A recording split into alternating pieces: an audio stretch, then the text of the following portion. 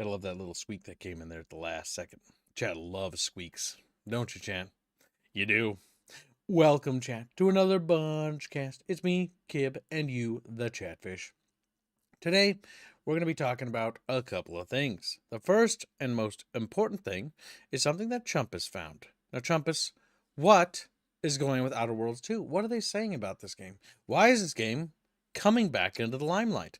Despite the fact that we all thought it would be, kind of forgotten and, neglected by this point, maybe never hear about it again, preferably, but here we are. So this is popping back up again because it's also popping up around high.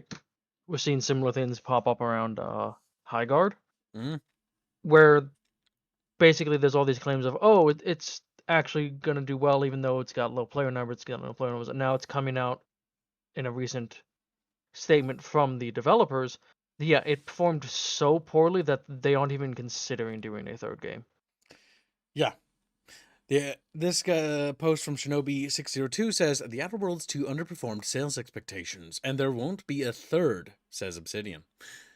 That's kind of fucking hilarious. I was like, is that sad? I'm like, no, it's not. Well, given if you put up that picture, the thing they tell you, they throw in your face if you buy their special edition of the game, where they literally mock you for being a consumerist. The Earth Directorate found a flaw in you. Consumerism. You're the reason our marketing works. Promotions and sales have riddled your brain, and you're more interested in buying the next big thing than financial planning. Warning, once selected, flaws cannot be removed. Minus 50% vendor prices. Minus 10% sell value at vendors. By the way, while it is a choice to accept or reject it, right? It's still insulting, is what it is. And it's also ironic because their marketing didn't work. Your marketing sucked. Your game bombed. And now you aren't getting allowed to make another one. And here's the reality. I feel bad when a game studio tries and they try their damnedest, but it just didn't quite land. They got shafted by something here or there, right? I don't particularly feel bad when you have Microsoft's backing and blessing from the Lord Bill Gates, you kiss the ring, so to speak, and you've got all this going for you, all this free advertisement, all this fucking resources, and then you go and you insult your customer for buying the greatest edition instead of thanking them because you're so quirky and anti-consumer, anti-capitalist, because you're a little libtard, that you go on and you do shit like this. It's just like, it's one of these things where you just have to ask yourself, like, why? Why should you feel bad about it? No, I don't think I'll feel bad about it. I think I choose to celebrate it. I think that you deserved it. The only people I feel bad for is, Bob or Frank, who's just a janitor at the fucking office who's like, fuck. Because we're going to have to shut the studio at some point. Man, Obsidian Entertainment. Just recap. India, what do you know about Obsidian Entertainment? Not much really. I hear the name a lot, and it seems like they use it to do good stuff, but nowadays is a very bad stage. They're not a name that brings you joy and excitement. You're like, probably sketchy. Because the big thing with Obsidian Entertainment, that their legacy made, their peak, people call it, was Fallout New Vegas. That was what they made. You probably heard of that game. I think everybody has at this point. Yes. Fallout New Vegas was Oh, considered their best. They also did things like, I believe they did Knights of the Old Republic 2. They've been around for a good while. But yeah, they've been in a steady decline for also a equally long while. And so it kind of just doesn't make me feel anything. Like, the Obsidian Entertainment that is existing today is not the Obsidian Entertainment that brought you Fallout New Vegas or Knights of the Old Republic 2. It's these guys, the guys that brought you does it this fucking trash game. does it even have any of the same people anymore? Most of those people are retired. I don't think Chris Avalon works there. He's one of the lead writers, I believe, for New Vegas and for like a bunch of things. You said Chris Avalon? Yeah, I think his name I'll is look it Chris up. Avalon. That's the name of a prominent writer. He has a couple of weird quirks about the guy who he likes Torment a bit. Check, yeah, because he wrote Planescape Torment. Because He's got this thing with Torment. He does have these like things that he just writes about. I'm thinking about his work. Senior designer, New Vegas. Yeah, Chris Avalon. He's the guy who criticized the Fallout TV show, saying that it like what they did was insulting or whatever. Which he's He right. left By the way. Obsidian in 2015. Okay, so he left Obsidian in 2015. So yeah, I mean that's over 11 years now. By the way, And he's been working as a freelancer since. that's a shame because he actually did some pretty good work. He hasn't been able to land any solid industry jobs. Not surprising. According to Wikipedia, his last things after that was he worked on Prey, the 2017 Prey. Oh, really? Divinity Original Sin 2, Pathfinder Kingmaker, Star Wars Jedi Fallen Order, and Pathfinder Wrath of the Righteous. Damn, he worked on Jedi Fallen Order. That's a black mark against you, Chris. You're gonna have to beat you to death. You may have done good things, but Fallen Order was not one of them. So, made one mistake. Out in the back. Oh my god. I mean, the Pathfinder games aren't great either. Yeah. I mean, I don't know what roles he did. I don't think he's in any major roles, probably just supporting, but I don't know. But either way, I mean, when people age, their talent drops. Like Tim Kaine was one of the big guys that worked on the original Fallouts too, as well. He's got his own YouTube channel and actually makes like videos talking about his game design theory. It's very interesting, but it's also very dated. His philosophy. I will warn you in advance. I have what he actually did here now, at least according to Wikipedia. What's that? So Prey, he was a writer. Individual saying he's an additional narrative designer. Pathfinder Kingmaker, he was a narrative designer. Fallen Order, he was a writer. And Right to the Righteous, he was a narrative designer. Yeah, but he usually does more like literary work. He's a writer. But yeah, it's interesting. That's another one of those interesting characters to follow, by the way, if you're interested in game development stuff. Chris Avalon, Tim Kaine. Tim Kaine is retired. He doesn't work anymore. Chris was blacklisted, says 12 Dirk, for some time due to some false Me Too allegations. Not surprising. That happened to Jeremy Soule, except Jeremy Soule ghosted the entire industry. Like, he's gone. I don't think... is there any news on Jeremy Soule? Like, actually just run a quick check. I think he's still MIA. Like he just like he got Me Too'd, and he's just like fuck it. He just left. Let's see. I've got enough Wikipedia. money. I could just leave. He's made music for almost like I don't even know how many video games. His music work ranges from very good to very mid to decent and memorable. Like he's all over the board. He's kind of like got a very different range. It also feels like his skill is really just like, is he interested or is he being paid a lot? Dawn of War, Elder Scrolls, stuff like that. The last thing I'm seeing he worked on or had any kind of any kind of involvement with was in 2019. Okay, yeah, he's done. And that was in film. He's been and he's out of the games industry at least. It's been 7 fucking The last years. game was 2017. Jesus. Yeah, that's around the Me Too allegation time, I think, if I remember right. Yeah, no, he's done. It was slightly controversial, in case Chatfish didn't remember this, because it's been a while. But when he ditched the industry, he basically, waddled out. Sinestro, where'd your Chatfish go? What is that? What happened to the Sinestro I used to know? Chatfish. Yeah, it looks kind of like a turd. He's an imposter, chat. All right, chat. Also, he's not the chat, real one. What? Max tier bounty still on Decompresso. And memberships are currently working.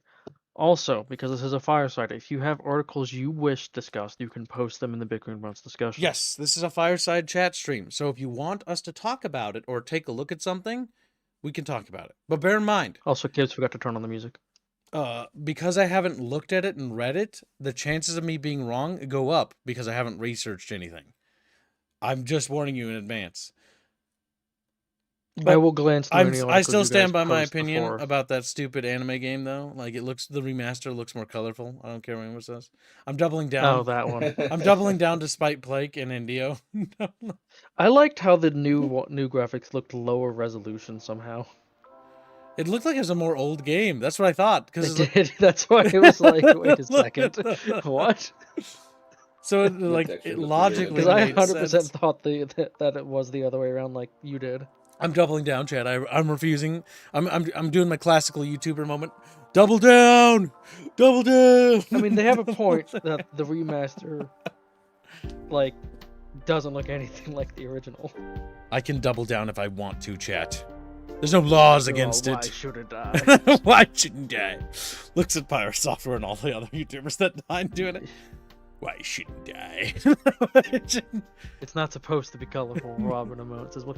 Oh, look who can't use the Chatfish emotes, chat. Oh, little gray bee plague. He's actually boo. Actually, I will taunt him by posting the very Robin powerful emote. as well.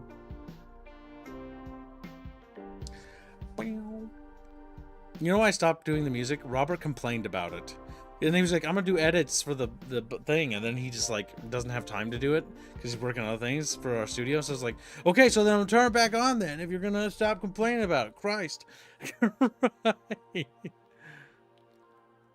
There we go.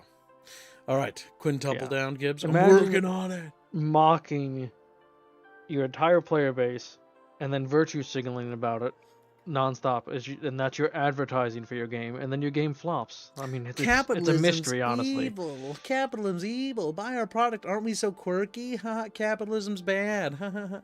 It's like, all you did is pretty much get everyone to ghost your game, and not only that, it's super washed down. Like, what was that fucking thing, chat? God help me. It's the, there was level up videos or something, like, about video games that were CG and they were made as, like, these CGs, like, short film things for, like, different games. They were kind of all bad, save for, like, one or two, and they were mid at best. What the fuck was it called? They were not good.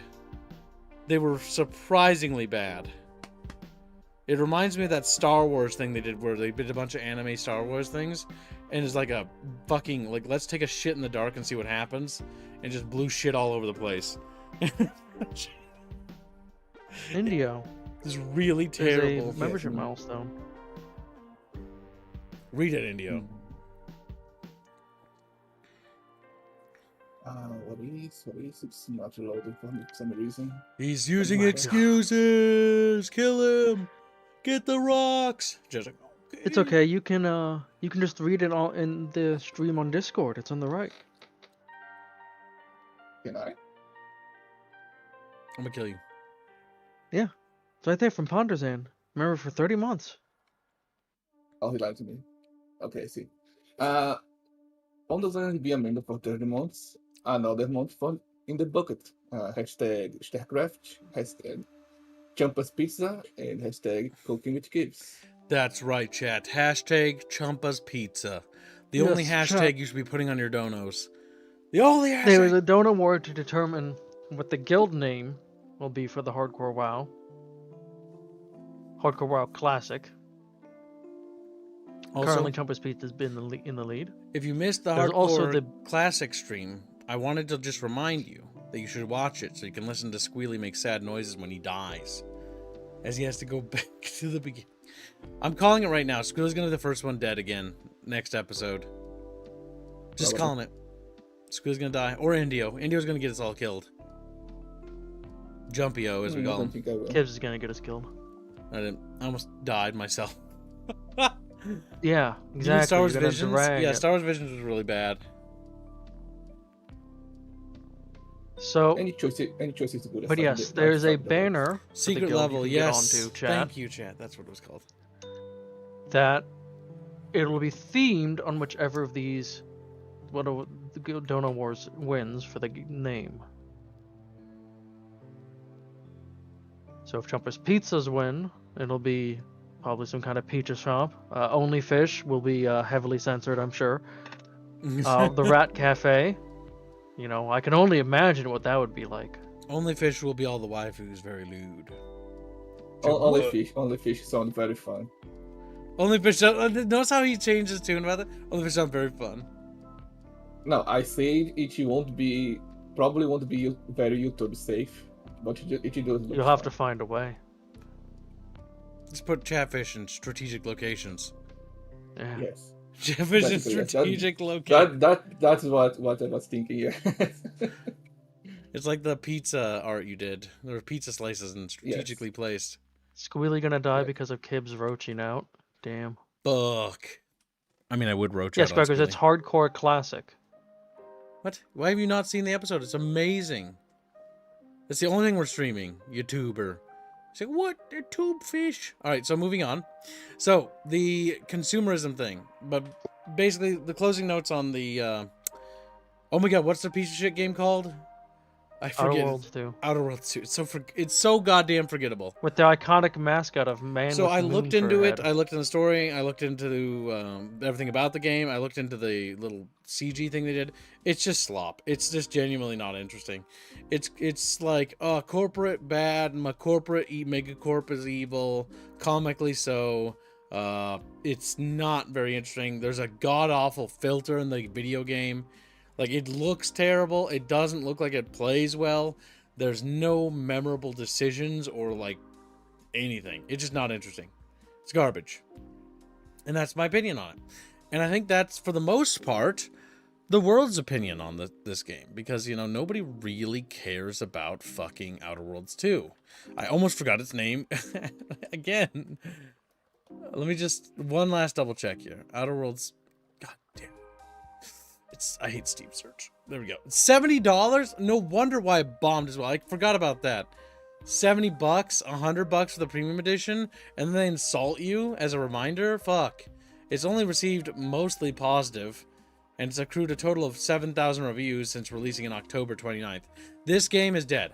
The money, remember, in the AAA sphere, has to be generated within like a month or two to really make a success, because those studios are reliant on that money arriving soon. And it's been well over a few months now. Like, we're on our way to almost half a year at this rate. And they've not generated that many sales. Only 7,000 for a AAA game published under Xbox Game Studios. Yeah, no. That is cooked. This ain't like an Age of Empires DLC where it can sell, you know, maybe a few thousand copies and be sold at a relatively high profit because they didn't invest that much. It's the case because it has a foundation to build on top of, right? This is a whole other game built up from the ground up. And it's fucking just terrible. Oh my god. And you can even see the filter in the game. Look at that. Right? It's got a green filter, I think. Yeah, there's a filter. It was supposed to cost more, right? On release. Yeah, I think the special edition that had that consumerism thing was like $100.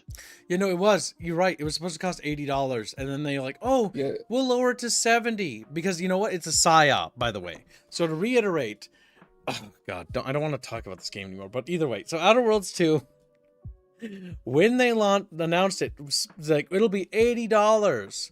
Which they never were going to sell it at that. It was a psyop they tried to do. They're like, oh, we've heard you loud and clear. It'll be $70. Motherfucker, it shouldn't even be $60. Games should not even be sold for $60 anymore. We know this. We've known this for ages. Games that are sold at $60 is still too high. It's still too high. Your game should be 40. 40, maybe 50. But 50 should be like your premium bullshit thing. And that's the problem.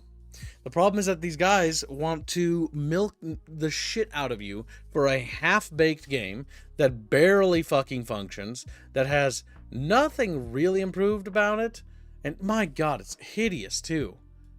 Like, just look at those characters.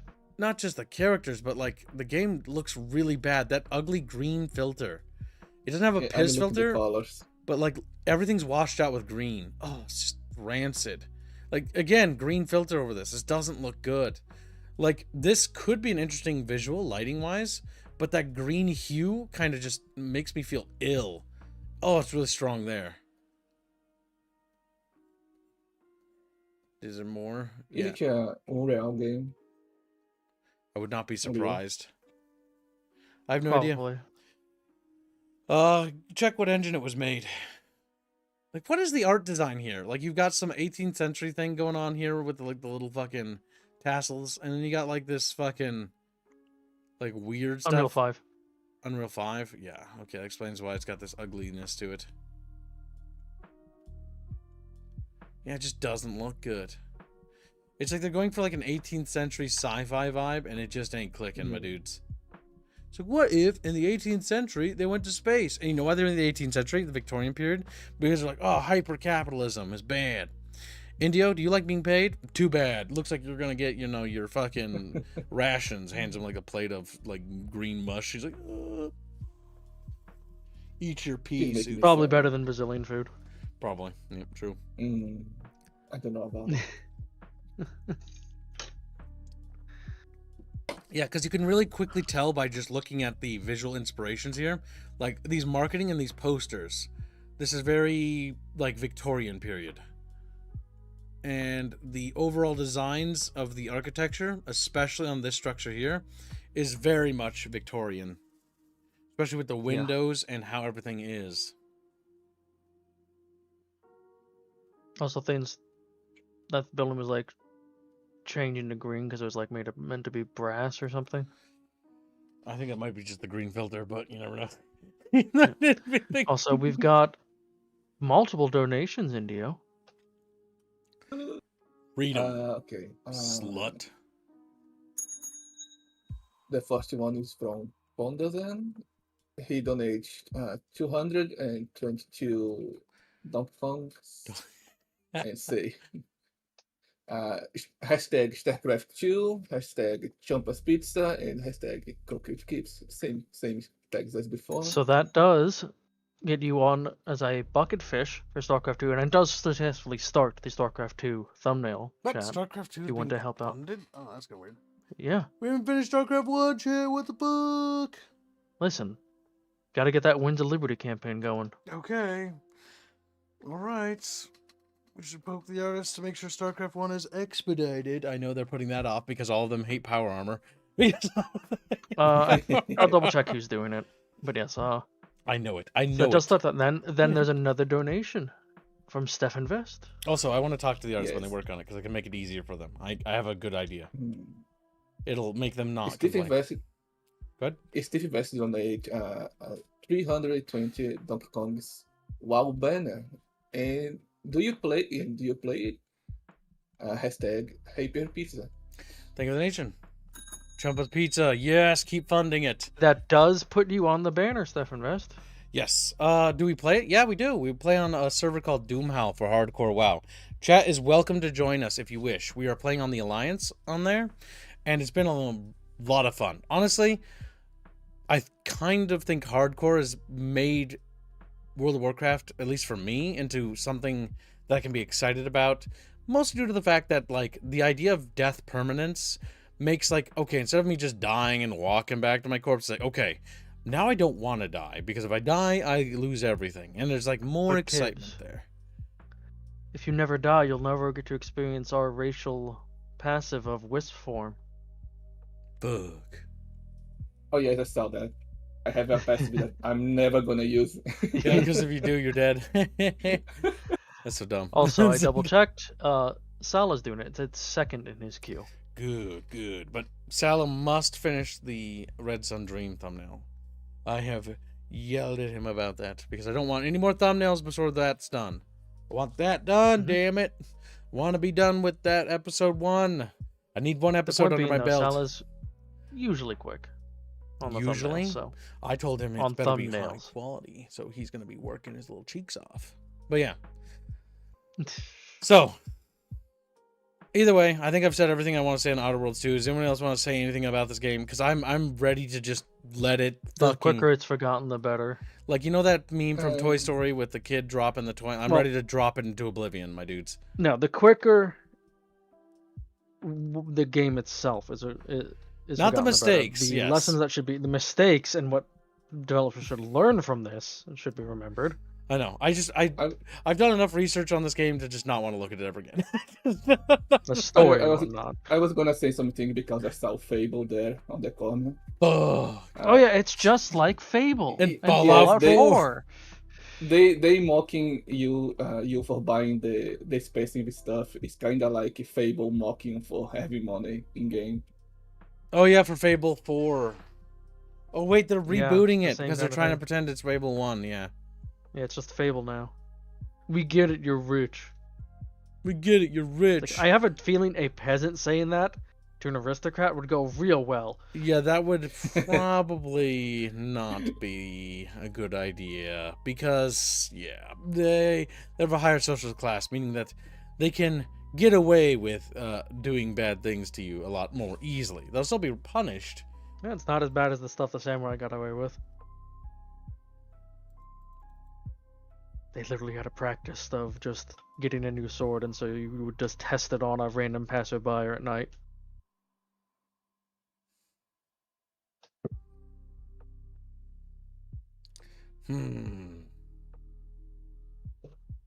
Okay. I just got a massive DM from one of our team members. I will have to read that later. I'm like, I look at paragraphs and I'm like, yeah, no, that's not something I can respond to. That's It's a love letter. That's after we're done streaming today. All right, let's put that away. If it's urgent, I'll respond. But if it's one of those things where it's like I look at it and I'm like, I've got to read paragraphs here. All right, this is going to require some time. So let's see. Next up, little chatfishes. Yeah, get this shit out of my face. Next up, this second greasiest man we know. Ugh. It's little Sween fucker. It's like Sween fucker. So, Tim Sweeney is a weaselly little piece of shit, but we're gonna go and read some shit. Look at all those reader addict contacts. That he Oh my god, it's such a shit show. Okay. So, where to begin? All right, well, fuck it, we'll just start with this. Okay, so let's just get into this. Tim Sweeney, who is a great annoyance to the world and the industry. Currently, he says, there's a misleading community note on this. Yes, you can buy Steam keys off Steam. Once you own a game, Steam forces developers to use Steam payments for all in-game purchases and pay 30%. This is the practice court found illegal for Apple and Google. Then, Steam readers added context, not Steam readers, X readers added context because he's wrong and he's lying again. And so he says, the person who adds context to this says, Steam does require that games on Steam have an option for players to pay with their Steam wallet. Tim is wrong. It does not require only the Steam wallet like Google, which Google required, and Apple as well. Again, I remember Google and Apple required it. Steam does not. He is lying right there. Many games support content bought from third-party sites for games bought on Steam. Man, this guy's just such a fucking little shit stain, isn't he? Like, he's such a Weasley shit stain because, like, again, it's like exactly what we talked about. Oh my god. Oh, okay. And again, this is from the previous context of what he said before, because Tim Sweeney, on the 29th, a few days ago, he said, Steam's rules do explicitly prohibit games from steering players to competing purchase methods, forcing everyone to pay 30% to develop, which is false. It does not, because you do not have to use the Steam wallet. Apple and Google did. False. Like, Steam does not use the Apple and Google wallet thingy that you have to use, or you had to use. That was why they got in trouble. Steam forces you, or not Steam, sorry. Oh my god. Oh, I've got brain rot with dealing with this Sweeney fucker for so long. Steam does not force you to do anything. You can use PayPal, you can use your credit card or debit card, or you can use Steam Wallet if you so choose. You do not have to use the Steam Wallet. Whatsoever. We even have extra payment methods here, local ones. Yeah, that Steam enables, because Steam is very local. Like Steam, well, the developers, it's up to the developers to make their games regionally priced. A great example of this for regional pricing is World of Warcraft, right? World of Warcraft subscription is about $15 for Chumpus and me, right? Kind of spendy. But for Bindio, it was about $7 to $8, wasn't it? $7, I believe. Yes. Yeah, $7. And so the reason why a company like even Blizzard does this is because, again, different regional pricing is done specifically to make it so that people from different regions, it's more affordable for them economically speaking. This is a good thing with a capital G. And the reason why is because, again, not every country is as, profitable in that sense where people have as much free spending money as other countries do. Some countries have, generally on average, more wealthier people. And the reason why is because they're prospering more. Some countries, not so much. And so companies basically create this thing where regional pricing, so that way people in other places can purchase that product without having to pay $15. Because $15 for us in Vietnam is a lot more to them. You know, it's one of the it's a big differential. Like, I'm using Vietnam as an example because Vietnam is extreme. Like $100 from Vietnam, from USD to Vietnam isn't like enough for like a month of life and rent and everything like that. Like, it's insane because $100 can do a lot more down there than it can do here. And that's why they implement this thing called regional pricing. Now, some developers and some corporations do not do this, and that is their choice. But when they do that, it is foolish because the reality is that, well, people in Vietnam, if they want to play that game, are more likely to now pirate it instead because it's such an astronomically high cost to buy it, right? $15 for like over there is insane to ask for $15 for a subscription game. They like, what? They're not going to do that. Like, they're just going to look at you and be like, nah, I'm good. It's like paying like, you know, it's like paying like $100 for a sub is what it is, 150 or something like that. It's like it's basically the equivalent. It's like $150 for a subscription of World of Warcraft to Vietnamese people. If it was $15. That's what it would feel like, chat. That feels pretty fucking awful. How many of you who actually like MMOs and are subscribed to some would still want to subscribe for $150 a month? Not me. I can't wait for Star Citizen to include that. $150 a month? I think I'd rather die.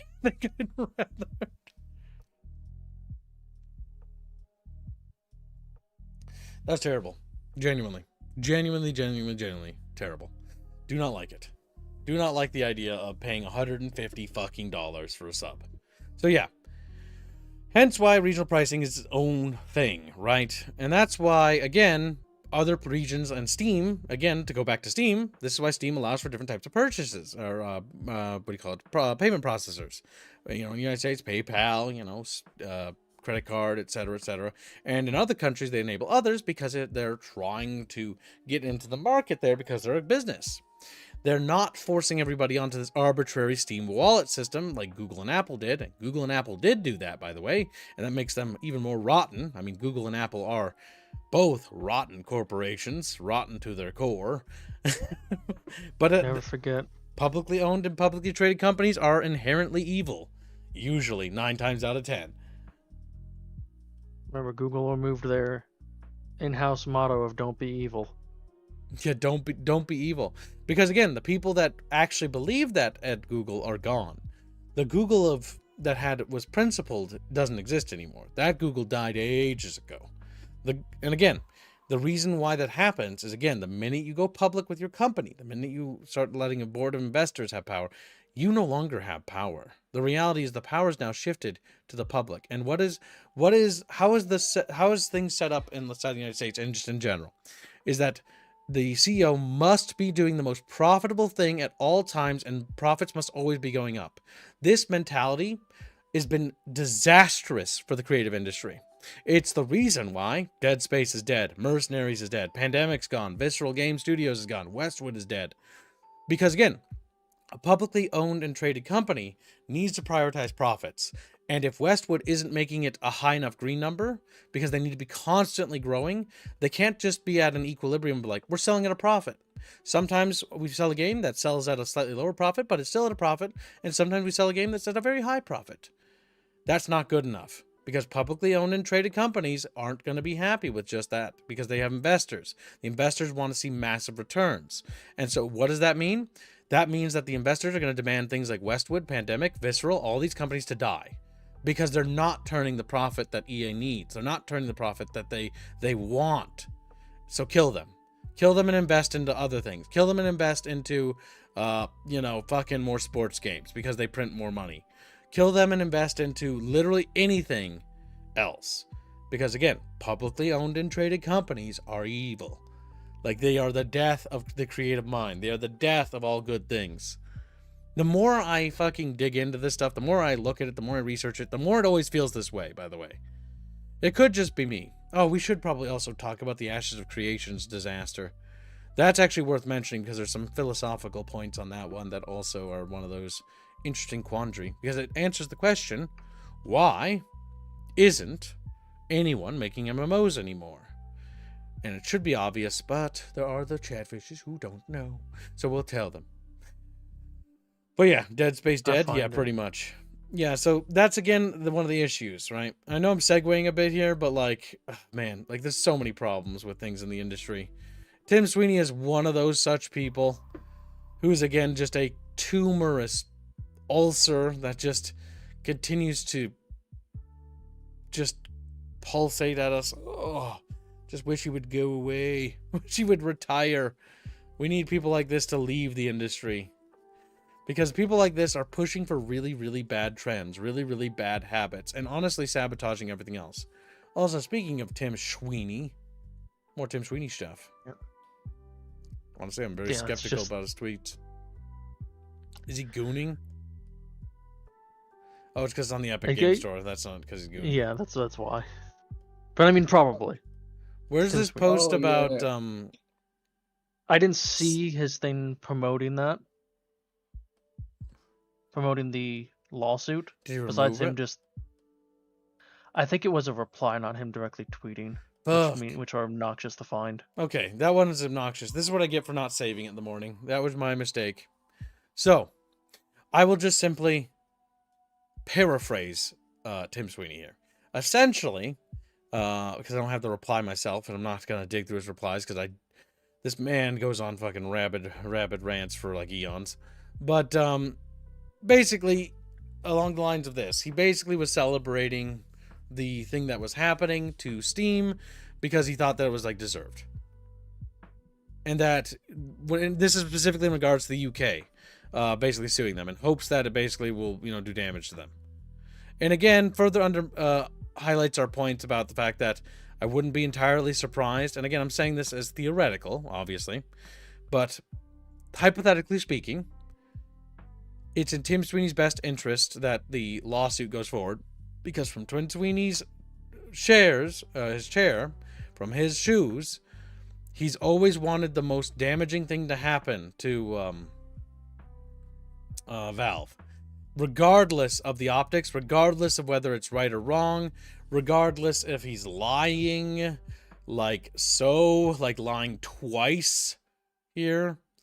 And again, like, he just keeps lying and people keep, like, correcting him and he just doesn't care. He is literally just a fucking blithering moron. And we have so many of people like this in the industry, by the way. It was just stuff filled with it. You even see people, like, in the indie side do this occasionally, where they're just like, yeah, games should be like that. Like, I saw an indie the other day, I was like, yeah, games should be $70 because they cost more to make. They should actually be higher, $100. And it's like... oh my god, it's the same fucking detritus. Like, no, they should not be $100. All right, I'm gonna stop you right there. You will make profit with your digital product if you sell basically the amount you invest.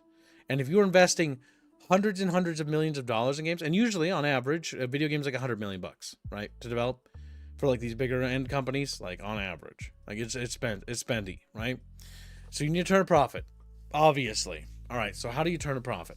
Well, you make your game good. Well, what do? They appeal to DEI groups and Sweet Baby Inc. groups and basically put in check boxes so they get some easy to hand out money. Because again, the stooges at the top aren't thinking of the bigger picture because they don't care about the common gamer. They don't see from your lens because they don't really like video games all that much to begin with. They might play them in their passing time as like a time waster, but they're not actually avid gamers. An avid gamer will be somebody who plays games regularly and is very much, plays a big role in their hobby, and they're very much invested into the culture that is gaming, right?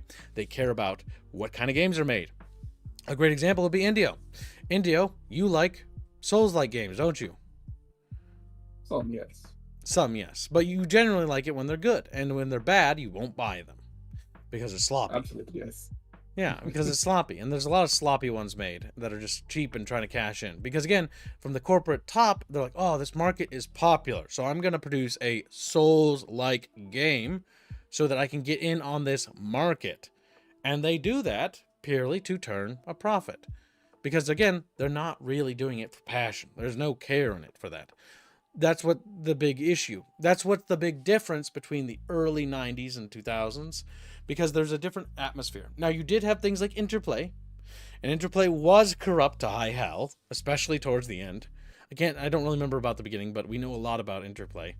But it's one of those things where it's like, because Interplay, for those who don't know, Interplay was like EA before EA was really big. EA was around, but wasn't as big. Interplay was the big publisher on the block, publishing a lot of games, like things from Shiny Entertainment and so on and so forth, right? Earthworm Jim, etc., etc. You know, things that people probably don't even know about anymore. But Earthworm Jim was special. Earthworm Jim was special, but it was charming. But I yeah, liked the hell levels that played elevator music. oh my god. But the big thing is that when it comes down to it, it usually there's man, it's just infuriating because it's like I know that all of you for the most part know what I'm talking about, but it feels like it stresses me out. Stresses me out because it's so common sense. It's just really an issue of the fact that most of these people don't care about game making, and because game making got big, it's logical. It's completely logical. The games industry is one of the biggest industries in the world now. And so obviously, ergo, tons of people want to get into this industry to make that money because it's one of the biggest industries to work in, right? Lots of profits to be made, lots of money to be made. But back in the olden days, people wanted profits, yes. Make no mistake. They wanted big bucks. But people were also making games because they wanted to, because it was fun, and there was a different atmosphere. You still see that, by the way, in the industry, but you don't see that from the AAA anymore. And the AAA was kind of like that a little bit in places, not all the way. Because there was a lot of companies where it was just solely profit. Like, for a great example of a passion project that I'll cite, and all of you will know of it, will be Fallout 1. Fallout 1 did not get greenlit by Interplay. Interplay had no interest in, like, investing into it, and it was pretty much worked on the side by Black Isle, if I remember right. And then they basically pumped it out, turned it into a video game, and then, despite it being a buggy, awful piece of shit, because let's not memory hole it, it was buggy and awful, but it was a passion project. They poured their heart and their goddamn soul into it, right? They tried their damnedest, and it was flawed. Then, only then, did Interplay give them any investment and any money, despite the fact that the idea had merit to begin with. And again, what happened with Fallout 2? Again, it was rushed. Again, it didn't get the proper time because Interplay, again, corrupt. And so Fallout 2 kind of comes out better than Fallout 1, but because of the negative reputation that Fallout 2 had, sold less than Fallout 1, if I remember right. I believe Fallout 1 sold like 6 million copies, and this is me going by memory, so I don't really remember. I might be getting this wrong. Correct me if I'm wrong, chat. And I think Fallout 2 sold around 1 million on launch or something like that, which is a pretty stark contrast. So it was a bit of a goddamn disappointment, to say the least. It's a bit of a... But it still did well and was critically well received, regardless, right? It's just one of those things. And that's, by the way, 1 million sales is nothing to sneeze at back in the early 90s. Or not early, the mid and late 90s and early 2000s. That was pretty damn good sales numbers. Excited to hear about the Ashes of Creation fiasco? Oh my god. I did post. Got me an article for that? Yeah, we'll talk about Ashes of Creation in a second. But yeah, that's all I have to say on Tim Sweeney. Now, welcome to Stream Swarmo. Do you have anything nice to say about Tim Sweeney? Tim Sweeney has managed to out-grease the grease master himself, Randy Bitchford. So he was third, now he's second. God, I'd say he's first. Nah, Fuzzy's Chris first. Roberts, well, yeah, but Fuzzy's New Jersey, and he's not a person. I had a question about Epic. Yeah, go for it. Weren't they against having a community page on the store? Yes, Like they don't Steam have it. They refuse to do it. They don't want. Yes, they want. Yeah. They want to have one now. Yeah, Epic They just specifically said they did not want consumers to be able to review and gather to do things on their storefront. They wanted it purely for developers to sell products.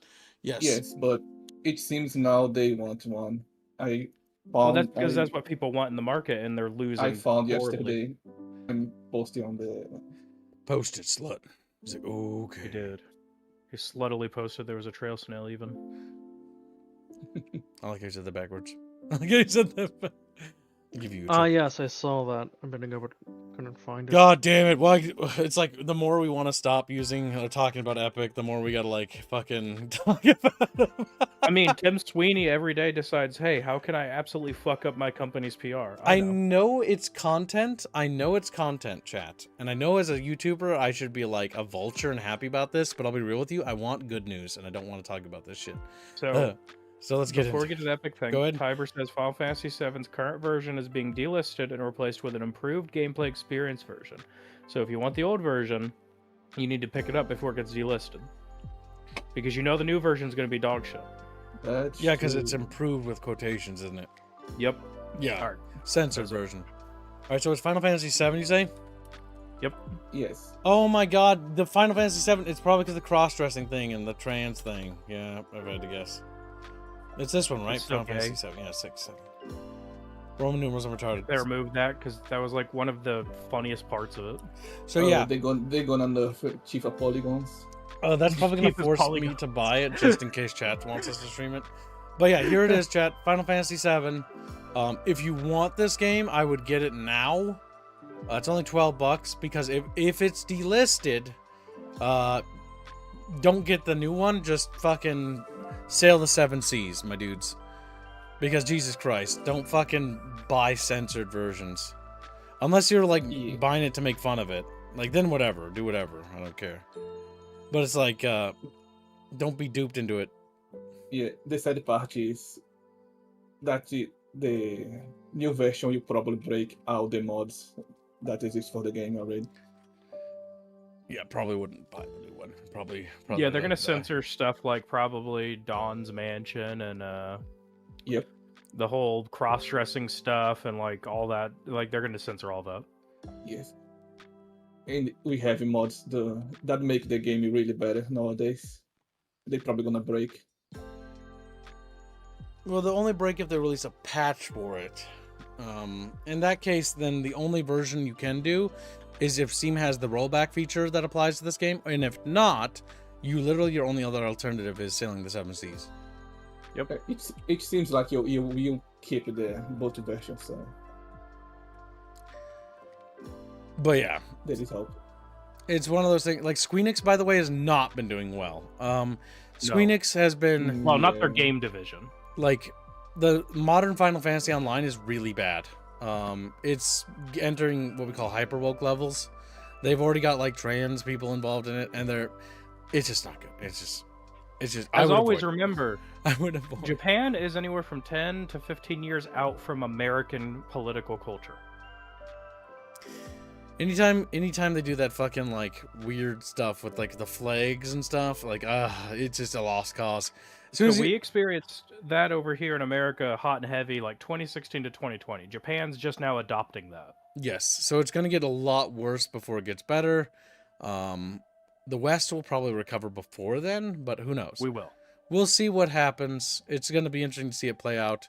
Honestly, I would ideally not like to see it play out, honestly, but I'd like for the Japanese to wake up and go, maybe not. But just fucking ban them, please. Perhaps Rohan Kar will upload it. Yeah, true. Maybe Rohan Kar will. Rohan Kar, I don't think he does much with like actually programming things too much. I think he just sets up things. He's one of the archives. He's an archiver, pretty famous one. He archives a bunch of abandonware games. Mm-hmm. Let me go through his list, see if there's anything new that jumps out. He's relatively new on the Mangalead scene. says, Italy thanks you for your service, Tifa. God damn. No, Blake, I'm not false on that. I'm absolutely right on that. But yeah, I'd keep my eyes peeled there. He might archive it because once it's delisted, it's technically abandonware, and usually companies don't actually enforce any sort of copyright protection. It is a legal gray zone. It's worth noting. And from experience, by the way, okay, all right, time for me to put on my. I was, guys. I hardly ever talk about this, but did you know I worked at an anti-piracy agency? Guys, you know that? What? He has actually archived quite a few things recently. Oh, cool. But Gibbs okay. is gonna go down his arc of. Did you know I worked for 7 years at Anti-piracy Blizzard. It's at least 2 or 3 times a week. So I was a nepo baby. True, my dad did own the business. I was a nepo baby. Kids comes to the realization. Let me go get the wizard hat. Let me go get the. Stay the line, Kibbs. Say the line. I'm a It's rogue. Americans' fault. It's I'm a Flocka. rogue. America maybe- ruined Japan. Maybe Chat should fund the wizard hat for the Gremlin. Oh my god. That'd be controversial. I'm sorry, Blake, for nuking your favorite country, Japan. Okay, so one thing that, and this wasn't, I wasn't particularly involved with this particular process, but my dad was. So he was negotiating with a company, right, for a bid for a project to work on their stuff. And one of the things is they were like, well, we don't really want to pay that much because we only want you to cover the new stuff. And so my dad had to explain this to them and was like, dudes, like, okay, so here's what the pirates are going to notice. They're going to notice, because they're people, that you're only having the new stuff removed. And so here's what they're going to do. They're going to bundle the new stuff with the old stuff together to get around that, because I've seen this happen before, and I've seen it too. And that's, you know, it happens all the time. And they're like, no, we don't really want to protect our old stuff. Like, it doesn't really make us money anymore. It's like, okay, that's great. But when because pirates, believe it or not, they're incredibly smart, and they'll actually realize stuff, because a lot of pirates do this as a job and are full-time, meaning that they're uploaders, and they make a shit ton of money because they make it from like ad revenue and shit. Like the big prolific ones. And so it's like, so you do know that they're going to recognize a pattern that only the new stuff is going to be protected. And so they're just going to repackage it as the old stuff. And then in communities and forums, they're going to talk to each other and share this. Because you have to infiltrate forums and stuff to know about like the inner workings of what they're doing. And we've done infiltrations before. It's not particularly hard. You just pretend to be a person to them. You know, like, oh, it's just me. I want to pirate stuff. And they'll be like, sometimes they'll be But like, you don't you gotta act like pay. you're from New Jersey. Got it. Yeah, you just talk to them and like you shit post with them for a bit, and then they trust you. But either way, so that's like a thing. And then you go in there, and then you get the information. Then you take that information, then you hand it to an ISP and be like, gotcha. Now you got to take it down. Like, fuck, because ISPs like to pretend they don't know, because they don't like to do anything about anything half the time. But yeah, so like the big thing is when it comes down to that, that's what they usually do, right? And so when it comes to these big corporations, they all think like that. So I'll be real with you. They're all not very smart on the corporate ladder. They're really smart at like thinking big picture things. That's what their jobs are. But when it comes to thinking about problems from different points of view or from the other perspective, they have no clue how anything works. Like, oh my God. It was funny. So once my pop went to go negotiate with one company, and they had this brilliant idea on like, we're going to monetize our piracy stuff. And my dad couldn't keep his composure, and he burst out laughing during the meeting. Because it was how they intended to do it was quite funny, but I can't talk about that. But it was one of those things where it's like, oh my God. What the fuck? Like, you're so, like, they're so completely out of touch with reality. It's just funny. It's like, if they don't want to pay for it, they're not going to pay for it. Yeah. You can't get them to pay you. Some of them don't even do it out of like a financial requirement. They'll do it out of some moral belief. They might just have a It's disagreement with the ideological. creator. Yes, there is Yeah. the ideological ones. For example, for the tutorial companies we worked for, the ideological one was that information and knowledge should be free. And if you accrued that knowledge, you should give it to the world, was their mentality. That if you had trained hard to be an artist, you didn't earn that knowledge because somebody trained you. And even if you paid for it, it doesn't matter. It should be free. That's how they believe. And whether you agree with it or not, I don't care. It's just, that was their philosophical standpoint. My job was to remove it because it, legally speaking, was infringement. So yeah. So that was like the big stuff. And so, yeah, there's all sorts of things when it comes to that. But yeah, so the big thing here is that big companies like this, 9 times out of 10, unless it becomes prolific, like it does with like Turtle WoW, where Turtle WoW popularity starts to become publicly spoken in circles, even at Blizzard, that's when they take interest. Only then. And because Final Fantasy like 7 is from like, 2000 fucking like what, 1 or whatever, it's like an ancient game. Like, the odds are they're not going to give 2 flying fucks about it, nor are they going to send anybody to deal with it because they don't care. They just genuinely don't. These companies never do. That's why they're rebranding it and reselling it, because the old product, they don't view it as profitable. Again, to further my fucking point GOG, when they went to go talk to Capcom about putting all those old games onto their platform, they had to argue with them about like, no, people do want this as a market for it. You will actually make profits. It'll cost you literally nothing to do this, pretty much. Literally nothing. The work's already done. You're just going to make a profit. And they're like, no, we don't really see the reason in it. It's more hassle to do like the legal paperwork just to set it up. That's how fucking out of touch these people are. They don't understand that people actually want to go play these old games. Just like Command & Conquer, the only reason why we got a remaster for the original was because internally there was a person who was a community manager who was pushing for it inside EA. And it basically earned enough good boy points with enough people to get the ball moving. And it took... It also was a good PR for them. It took heaven and earth to get that done, by the way.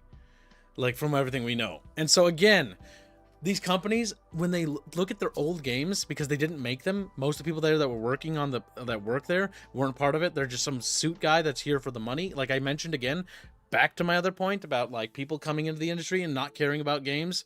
Like, that's the majority of the people. Like, why would they care about old game? It's old game. Old game is weak, and old game is bad. Old game has old game stuff. Old game not profitable. Like, that's their mentality.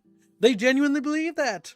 They genuinely think that. And I understand why. And you should, I think we all do, right? It's like, because, oh, it's old. Its graphics aren't shiny. Its gameplay is old game design philosophy that's out of date. Obviously, nobody's going to want to play an old game. You know, looks at the boomer shooter renaissance, like, oh, that's kind of weird. There is a demand. Yes, they are not as mechanically complex.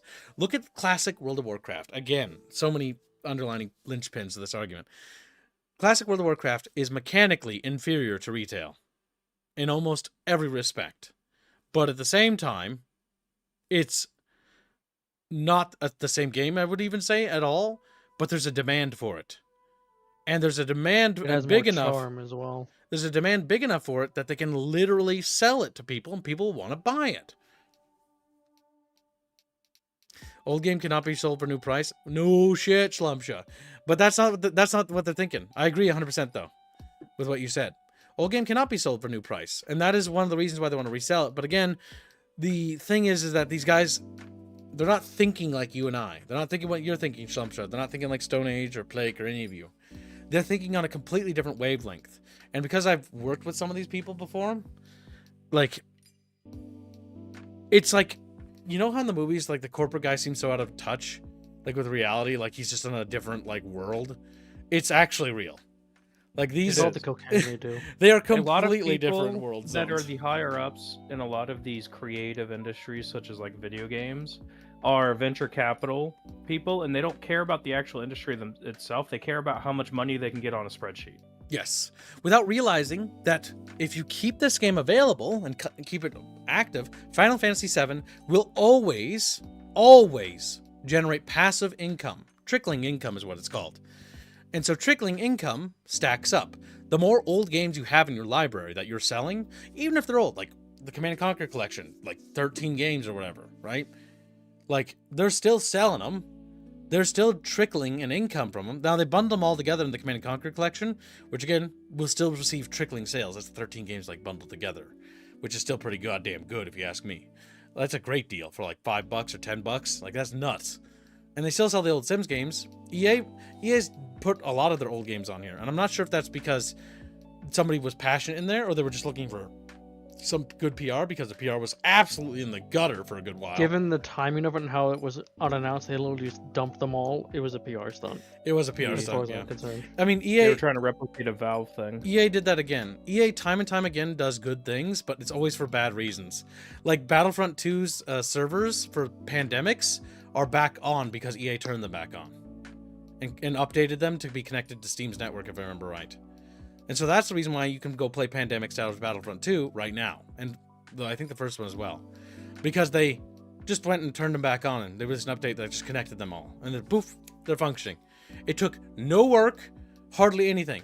Just like the Command & Conquers and all those Dungeon Keeper games, getting them running on your PC and stuff, it took fucking nothing. They had a couple of their elite programmers, because they have their top tier dudes, right? Like, hey, can you spend a weekend on this old game, get it functioning, and this one too? We want to re-release these on Steam. Yeah, okay. And then, like, he's, clacking away at it, and then all of a sudden, wow, they boot up on Windows 11 now. They didn't before, now they do. It took a few seconds of maintenance, and all of a sudden they function. And now this game that you sell for like $5 is now turning a profit. You had this programmer who probably cost like a few $1,000s, like a week or whatever, do this, and then that generated probably like $10,000 dollars, and that's going to be trickling income. By the way, it's going to be generating, may not be a whole lot, but it'll be trickling income forever, so long as it's maintained. At the very least, it will pay for your coder that, got it working on modern software and hardware, and it'll cover the cost of the server. It'll also generate a positive PR. There is no reason that you should ever, these EA, like Black and White, Fable 1, Fable 2, Fable 3, Gears 1, 2, and 3, all these games, like, regardless of whatever they're from, they should all be on Steam. They should all be on GOG. There's no reason they shouldn't be. They should also be functioning out of the box, because the maintenance cost would be so little, and it would literally just expand your library of stuff that you're selling. Not to mention when you do your corporate sales, because Microsoft does their corporate sales where they're like, hey, Microsoft Games, 50% off, up to 90% off on some of our items. Come and buy them. And they generate a fucking ton of sales when they do that every time. Hey, Star Wars collection on sale. All the Star Wars video games, super dirt cheap. Come buy them. Speaking of Star Wars sales, chat, there's a raffle to get EA's Star Wars Battlefront 2. Yes, this will be closing soon, by the way, because the offer is ending February 10th. Star Wars Battlefront 2 EA, we're doing a raffle for this game. If you want to get it, it's a $40 game that's only $4 right now. And the reason why I want to get you guys to pick this up is because I want to do a community event with Kyber. It's $4. It's all it costs. Dirt cheap. And use the Kyber mod to basically make it a better game. The base game is probably worth $4. But with the Kyber mod, it's really good. When we go to play it, I will create another, just like with Unreal Tournament, I'll create a thing, and I'll link it in the discussions for chat to download. If people have issues, I will help people figure it out. It's really simple. It's literally just an installer and then a launcher. Yup. So yeah, that's really interesting. Be sure to join it. Be sure to check it out. If you got $4, pick it up. If you don't have $4 and can't afford it, enter the raffle, and I'll give it to you. And if you are in a foreign country and it won't let me gift it to you, give me your PayPal. I'll give you the $4. But that's under the idea, or the regional equivalent. It's under the idea that you will honor that and you will buy it. If you break that honor trust system, I'm never doing it again. So don't break my trust. You guys have always been good with that. But yeah, we're on an honor trust system, Chatfish. Check. What? Twisting kib? Okay. But yeah, You could say also it's a belief in justice. come here. All stuff is on sale for EA right now. Mass Effect Collection's on super cheap. Titanfall 2, which you can also play multiplayer with that fix. That's still functional. People still play this version of Battlefront as well. Like, all EA stuff's on sale, so if you want to go pick it up, now's the chance to go do it. There's a lot of old other games they got too that are dirt cheap that you can go buy. SimCity 4, lots of fun. Populous, if you're feeling like a chumpus. Plus the beginning is fun. So yeah, EA's got a big sale. If you want to pick up any of their titles, now's the time to do it. They're on for nice dirt cheap sales. We have yet to get to that crispy chaos. We will see it in a second. This is a fireside chat. We have many topics to get through. I'm saving the best for last. So fuck. So yeah, now back to the Fireside Chat article. Epic is rebuilding the underlying architecture of its game store in 2026. So, for many years now, the Epic Game Store has slowly but surely been entrenching itself into the PC gaming market. I wouldn't even say that, dude. Like, I get what you're trying to say, but like, it's like trying to, but it's failing. And while the platform has amassed hundreds of millions of users, but that doesn't equate to anything, by the way, because it's free, it still plays second fiddle to Valve's Steam. Yep, because again, it doesn't matter. That said, Epic appears to be continuing to commit to improving the Epic Game Store. The bare fucking minimum, mind you. With 2026 set to bring a ton of improvements, including a rebuild of the underlying architecture of the Epic Store launcher. The synopsis of this basically is, again, they're adding community spaces. Now, mind you,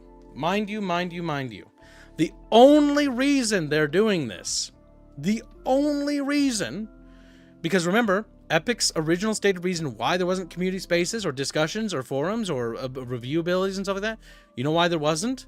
It's specifically because they don't want you to have any ability to contest mega corporations.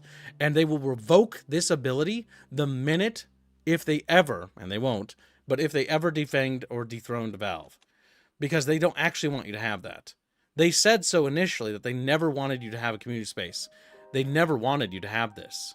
They're only adding it temporarily, because it's realistically going to be removed if they were to succeed, because this is a corporation that has no soul, no care about you, what in the fucking slightest.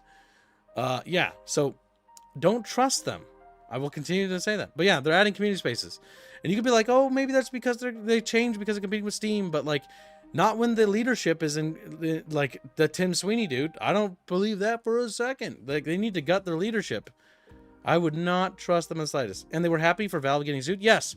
They publicly basically stated, not from the corporation, but from individuals, that they were celebrating the fact that Valve was being sued in Britain. Again, any company like this is a rotten company. And again, all their citations were, again, not legitimate. They lied publicly and got caught lying not once, but now twice in a row on this entire subject. So again, they lied, got caught lying twice, and continued to lie and double down. They're tripling down right now. So, can't trust these fuckers. Only reason I got their piece of shit launcher is because I am a streamer. Wouldn't recommend it. It's dog shit. When it runs, my PC's performance drops. Yep, it honestly feels like malware. ET is really It's bad, malware. really, really bad. If you have it and you don't need it, remove it. I regret it every day that I have it. Trash. Absolute trash. But yeah. Voice chat and game independent parties in Q2 of 2026. Cross-platform library for players across PC and mobile. Regional, and again, that's because there's a lot of mobile games on there. Regional storefronts with localized discovery. Blah, blah, blah, blah. Yeah, localized discovery. And localized censorship. Welcome to China. Welcome to... But yeah, so the basic thing here is that, again, too little, too late, honestly. Like, that ship sailed. And again, I will constantly, take a massive skeevy dump on every time I have to mention Epic, because we all know they're lying.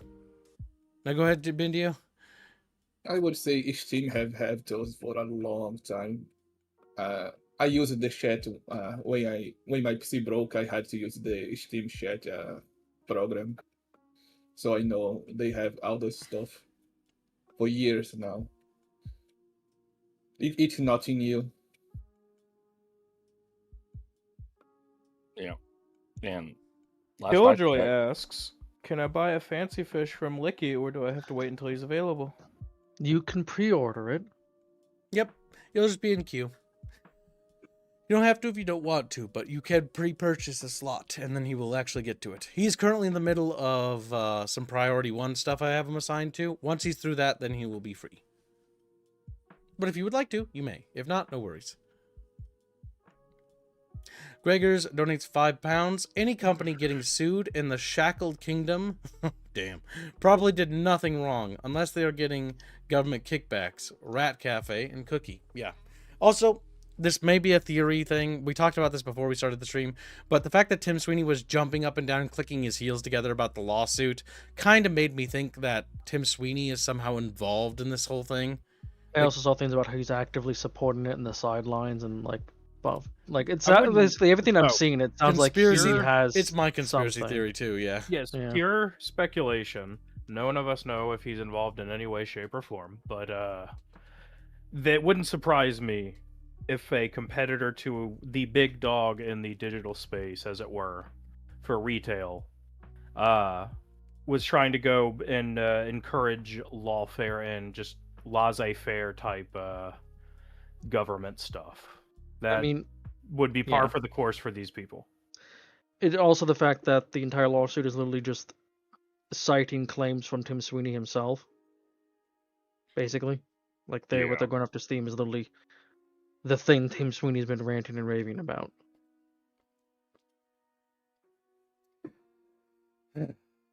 Yeah. There's dots that can be connected. Killjoy says cream elements. Killjoy donates $60 and says it's ridiculous that the Epic Games client runs in the Unreal Engine. Hashtag, I didn't even know that. Or maybe I didn't, Yep. I just Oh. completely spaced it. That might explain the fucking performance whenever I open that piece of shit program. Yep. It's ridiculous that the Epic Games client runs in the Unreal Engine. Hashtag Hancy. Hashtag like licky fancy fish. Hashtag cookie. Thank you for your generous donation. And Chumpus will put you in queue. Very generous. Yes, it'll be on the sheet, the new dono sheet, and once I can assign it, then it'll be removed from the sheet. All right, let's send Dini the gets a membership. Thank you very much. Source is So- that I made the fuck up, says Biasington. So last I remember, you still couldn't buy anything for your friends on Epic either. I have no idea. I honestly don't want to I boot it up. think because they I feel did it'll implement a shopping make my cart. computer have a memory leak. Killjoy says also put it towards Chumpa's pizza. A man Hell culture. yeah. Why would you Hell do this? yeah! It's chump. As Because much as didn't you promise to do a Chumpus pizza recipe if it wins? yes, the only fish thing is a lewd art piece though. If that one wins, and I have no idea about the other ones. Chumpa's Pizza, we will make a Chumpa's Pizza recipe. I will interrogate you on what you like for food-wise, and then we will build a custom Chumpa's Pizza recipe for the Cooking with Gibb series, and then Jack can make their own Chumpa's Pizza. But it will be based on your tastes, not mine. So I'll be interrogating you later if that's funded. He's He doing that. obviously likes pineapple. He's doing that If he because does, it's- then unfortunately, then it would be on there. But if he does, I'm going to kill him later. I think I only had pineapple and ham like pizza. I think I only had it once. And you didn't like it. Say it, please. I don't remember. Okay, it's best that it's not your favorite then. So we should just automatically, discount Like, that as an that was option. before high school when I had that. And obviously you So haven't had Crispy one again, Chaos so it wasn't that good for you. So there we go. Says can't buy gifts for friends. Search bar is terrible. Accessing library is awkward in general. It's unpleasant. Yeah. Yeah, I touched it way back when I got access to Sinstone Empire 2 on it. And it wasn't good. Like it made my computer lag. Like genuinely. And I've got a pretty damn good PC. Like I've got Yes, a it very is. nice fucking system here. And it made my computer fucking like perform poorly. Like it's just not well optimized. It's trash. I can't believe though that chat is gonna let Harlot get the bounty on Decompressor after he just won the one on Hugo. It reminds me of Origin, honestly. Origin was so bad. Oh God, it was. Like EA has a serviceable store now that they have EA Play or whatever the fuck it's No, called. yeah, it's no longer Origin. They killed Origin. It's now EA Play. They didn't even so you know the story about Origin, chat? Origin was so bad that they basically hired a company, a professional company, I think, if I remember right, or had their internals. I can't remember 100%, but they had them make a custom built engine, and it's completely like free. Like no, don't. Should we fix Origin? No, just let's start over. Let's start over. Origin's a lost cause. And then what they did is I remember getting the notification when I booted up Origin once where it's like, we're switching to EA Play. Literally uninstalled Origin, switched, downloaded EA Play, and then checked it and was like, oh my god, it runs better. It runs better. EA Play actually functions. No, you're Gregor's wrong, Alex Einers. there sends a membership and hits Terran Federation. Then Gregor's sends 5 memberships. He hits They it don't out get with memberships. The only big problem with EA, in my opinion, EA Play, is that EA Play is required to boot up some of the games still. That needs to be patched the fuck out, in my opinion. Because I honestly would like to uninstall it too, to be honest with you. While it is better, it's on par with GOG. It's janky and not very good. And while I want GOG to be better, GOG is not. GOG is still kind of crap. It lags, it's not very... runs very well. It's just interface is very bad. Ugh. Yeah, I know the big fan for the interface as well. The But GOG interface is ass. It's better than the Epic, though. yes. I have a brilliant Yes. idea, chat. It's fun to stream where Kibbs has to try to do something basic in the Unreal 5 engine. I'd rather die. Also, I'm a writer, not a programmer. I'm a writer. Well, good news, Kibbs. You don't need to be a programmer. The only thing I should be doing when working on games is looking at documents and writing in documents and yelling at artists to make things more accurate. And then talking to my programmer when he's like talking to me like, I think we should adapt this mechanic this way mechanically. And I go like, yes, You are smarter about that than I am. Gives us- yeah, yes, it's- Her. Nods along. Yes, like yes. It's like is that better to program it that way? Is it gonna be better game design wise? Because you're better at that stuff than I am. I am a game designer, but like Robin is pretty damn good. He's probably better than I am. Vibe code on Unreal 5 Kibs. Oh yeah, that way you can guarantee it won't work. The only thing Kib is good at is writing lore. Oh, and raising money, I guess, and that's about it. I don't know. I think Kibs is kind of bad at that. Yeah, I kind of need help with Damn. that too. On Okay, both. just the writing thing then.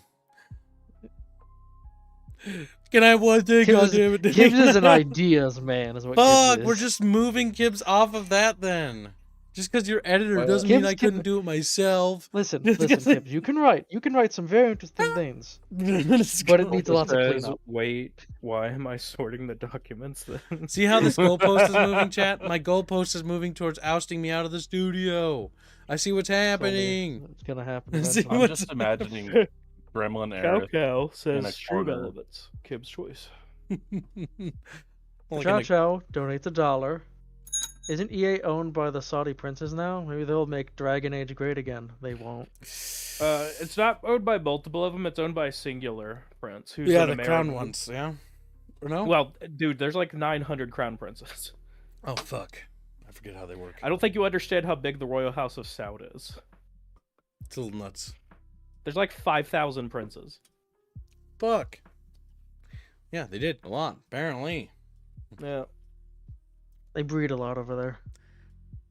But the particular crown prince that bought Conceptual it is a giant suggestions. marabou. Oh. Guys, it'd be really cool if we had like this and like whatever as they like close the door. Like, oh. I am the director of the studio, Again. by the way. I just Kibs needs to remind imagine himself. I just so you imagine know. Gremlin Kibbs being sat in a chair in the corner by Rapier and patting him on the head and giving him a coloring book and saying, "You do a good job." Listen, to defend myself, in my opinion, a good director knows his own skill sets and will let others do what they do better, right? A bad director would be somebody who makes a movie like, I don't know, let's pretend it's about Napoleon, right? And not do the faintest fucking research or let any like advisors on. And then Didn't they has have him trench shoot warfare. the pyramids? They had him shoot the pyramids. They had him charge at the Battle of Waterloo, which he didn't do. They also had like trench lines, which they didn't have. It's really bad. I feel like you're describing like a weird science fiction movie instead of Napoleon. Yeah, the Napoleon movie is really bad. That's what a great example of what happens if you just want to project your own fantasy of a character onto Napoleon rather than actually portraying Napoleon as who he was. That's just an example. That's bad leadership. Oh, we're very close to yesterday's goal. Good job, chat. Very close. Maybe Bino won't die. Maybe. Nah, he'll die. I'm gonna bury him under rock. Which, by the way, chat, an update for you. At the end of the week, Mimic Logic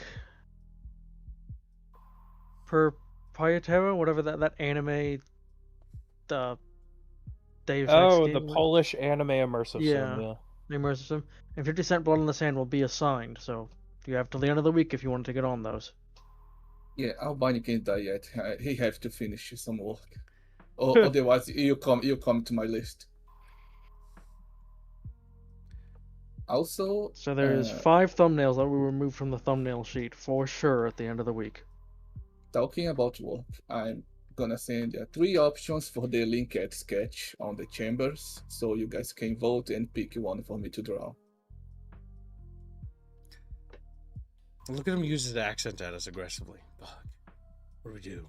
But yeah, Epic Store attempting to say that they're going to work on improving and making the storefront better, and yeah, we know that it's Hogwash. any improvements is just gonna, Yes. especially anything regarding community and people being able to actually communicate and leave feedback is gonna go away the second.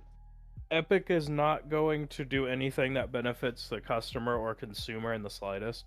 They are going to, at best, give you little crumbs and be like, look, we're doing it, but Big Meanie gave Newell at Valve. Look at him. Look at his That's all they're diamond gonna keep teeth. Look at his. Meanwhile, his Gabe diamond Newell's encrusted obese rock. corpse is What? going to buy, like, another yacht. Listen, He's gonna buy a yacht to put his other yacht on. If he wants to spend his free spending money on yacht, so be it. He can. And he earned A it. giant underwater, like deep sea research facility yacht. I mean, that's cool. I actually like the fact that he's actually helping with underwater exploration. Because I do believe that before space, underwater is the first step. Let's get all those minerals at the bottom. Whoa. They swim down to the bottom. They bring up We a need a fucking spaceship quarter. that can go deep underwater as well. Why not? Yeah, we need to UPC as recreate Chatfish. barotrauma. Call it Chatfish drama. Yeah. But I do have the Ashes of Creation link, Gibbs. Ah, It's above fuck. what India Let's posted. get this shit going, boys. And Chatfish have posted articles which are above that. I've Can you done. show that on stream though? What do you mean show? What are you? Why are you saying that? I told he talking about the pinup. Okay. Oh no, not the What- pinup. What? No. Okay. You don't remember the stream room is a safe for work chat. No. If Yes. if Doesn't know if that, but chat yeah. wants Bino to vote on what you've posted, they have to go to the chamber. Yes. Yes. See, there's some Yes, so you can chatfish playing vote. games above us. Meanwhile, we're down Also, here no. hiding from them in the stream room, safe from Yeah. all the chatfishes. Like fuck. Especially that mythic guy. He's British. He'll make us eat beans on toast. Yeah, and they eat you. Gaben playing real life Subnautica. He's looking for the chatfish. All the like billionaires that are doing the whole deep sea stuff, they're just Ugh. doing it to be You able might to as well grab the other articles as well. Gibbs above it. get into like the heavy mineral extraction that's going on the seafloor right now, or ocean floor rather. Because that could give us a huge immediate economic boost. Let's see. Well, we haven't even exhausted. There was most of that, the and stuff then in there upper was crust. the It's true. 2 Microsoft things. Digging up mamus out And of the AMD. Fuck ground. Putting them in the factories. my people. Little dwarves. Actually, like orcs, if I gotta dig them out of the mud. Alright, so Ashes of Creation. Now, chatfishies. For those of you who are little guys and don't know this, but Ashes of Creation was a game that one of my friends was trying to get me to buy into, and I looked at it for 5 seconds and was like, fuck no, that looks trash. If I'm gonna play an MMO, I'm gonna play something established. Because again, MMOs, to reiterate real quickly, can you go get their Kickstarter real quickly? Because this is going to back me up on this point real Well, quick. that article talks about it, but I can go find the actual Kickstarter. One of the most expensive MMOs ever made, one of them, was Star Wars The Old Republic Online. It cost like hundreds of millions of dollars, not billions. And it was super fucking expensive. And it's okay. It does okay. That's the reality. It's all right. It's got a lot of voice acting quests, and that's what really cost them so much goddamn money. That and the Star Wars license, right? They spent a huge ton of money on the music and all sorts of things and There's the VAs. Kickstarter. And SWTOR is one of those experiences that I would say is like, it's fun, it's nice, but it's also not the greatest MMO out there. And that was after all that money, right? Now, if we look at, not that button, if we look at this and we open up and this link here, I'm surprised that the Kickstarter page is still up. I think They usually don't go down. like, I hope these. They stay I up feel for like a these long should. time. I hope. I kind of wish these would just legally stay up forever. But yeah, so the big Everyone thing, I've backed is still up. the big thing about this is they raised a total of $3,271,000 to make an MMO. I will tell you right now that is probably not enough money. More than likely for what they wanted to achieve, for what they were setting out to do. So yeah. Yeah, I can do the Grogers. And so the big thing is like, okay, now $3.2 million is how much they raised to make their MMO. Most MMOs cost hundreds of millions of dollars. So they raised a fraction of that. And so it's not too terribly surprising that the game they delivered was only a fraction of that in reality. And they also, like, there's a lot of legal things happening, allegedly, and there's a lot of allegedlys going around. So what we know about what happened and why it's in the news and why it failed is because the director and the creative leads stepped down after the board seized control and over like a creative disagreement, and then the board fired everybody. But there's also weird things where it's like some people are like, well, there wasn't a board before, but now there's a board, and there's a board in like the last year. And so was this set up to intentionally do this? And the game wasn't doing well before the board was set up, by the way. So Like, it's like, was it intentional? Was the guy, creative director, always intending that this game was never going to go anywhere and just took the money and then created the board because they'd realized what was going wrong, then used them as a scapegoat to jump ship? Like, there's a ton of fucking wild shit happening here. And the dust hasn't really settled yet, unless somebody's got something that's actually, like, more concrete. And that's why I have kind of just not really talked about it, because, again, there's not a lot to talk about. There's a lot of content creators who've been following it from day one that are way more in the know about this subject. I will say that right off the bat. But the big issue with MMOs, and one of the reasons why these never succeed and why you should never kickstart an MMO. Like, I normally don't want to advocate for, like, never kickstarting something because I feel like that's kind of cruel. But the reason why you should never kickstart an MMO is because an MMO is not a good idea. MMOs aren't just like a single player game or like a small game. It's selling you a game, right? And when you think about an MMO, what do you think about? An experience you're going to be sharing with friends, right? It's selling you a community you're going to be a part of, and that you're going to be sort of like, you know, I don't know, like introduced to that community as like an old timer, right? Because you'll be there. I was there when it started, and people like that have sort of a very prestigious position. So it gives you this concept that you're gonna be the first one into this community, and that was going to give you a lot of connections. You're going to make a lot of friends in this new community. And that's the reason why a lot of MMOs are still around today. That's why World of Warcraft's still around. That's why Final Fantasy Online's around. Star Trek Online's around. EVE Online's around. All these major MMOs are around forever because they are communities. They are more than just a game. World of Warcraft will forever be around because it's more than just a video game. It's not just a video game. It is a community. And that is what makes it so special. And the only reason why people will abandon things like World of Warcraft or abandon things like EVE Online is if their guild or their community dries up, if they go away. Because MMOs are social games. It's very, very important to talk about this because they are very different beasts of things. And so what makes an MMO good isn't just the game itself. The game is a factor, but it's actually a great deal of the community, the guild you're a part of, the friends you make, the love you make as well. Because some people get married. Lots of people do, actually. From like meeting like their significant others on these. I know a lot of people who got married from World of Warcraft, like a ton. And who became like best friends and stuff like that. And became like super, like, they're social games, right? I think you guys get the point. And so this, when there's a Kickstarter for this, it's pitching you the promise that this is going to be a social community that you're going to be a part of. And it's not a good idea because it's not out. Like with other games, it's like, okay, I'm pitching the idea that this is going to be a first-person shooter. It's going to be like Star Wars, like, but like you got like, you know, a little saber that, you know, has Vaseline on it or something. I don't know, you know, and it's like slightly different, and it's going to be action, and it's going to be like this, and these are levels. It's not selling you the promise of a massive experience with social connections and a huge open world, right? That's the big difference. That's the big difference.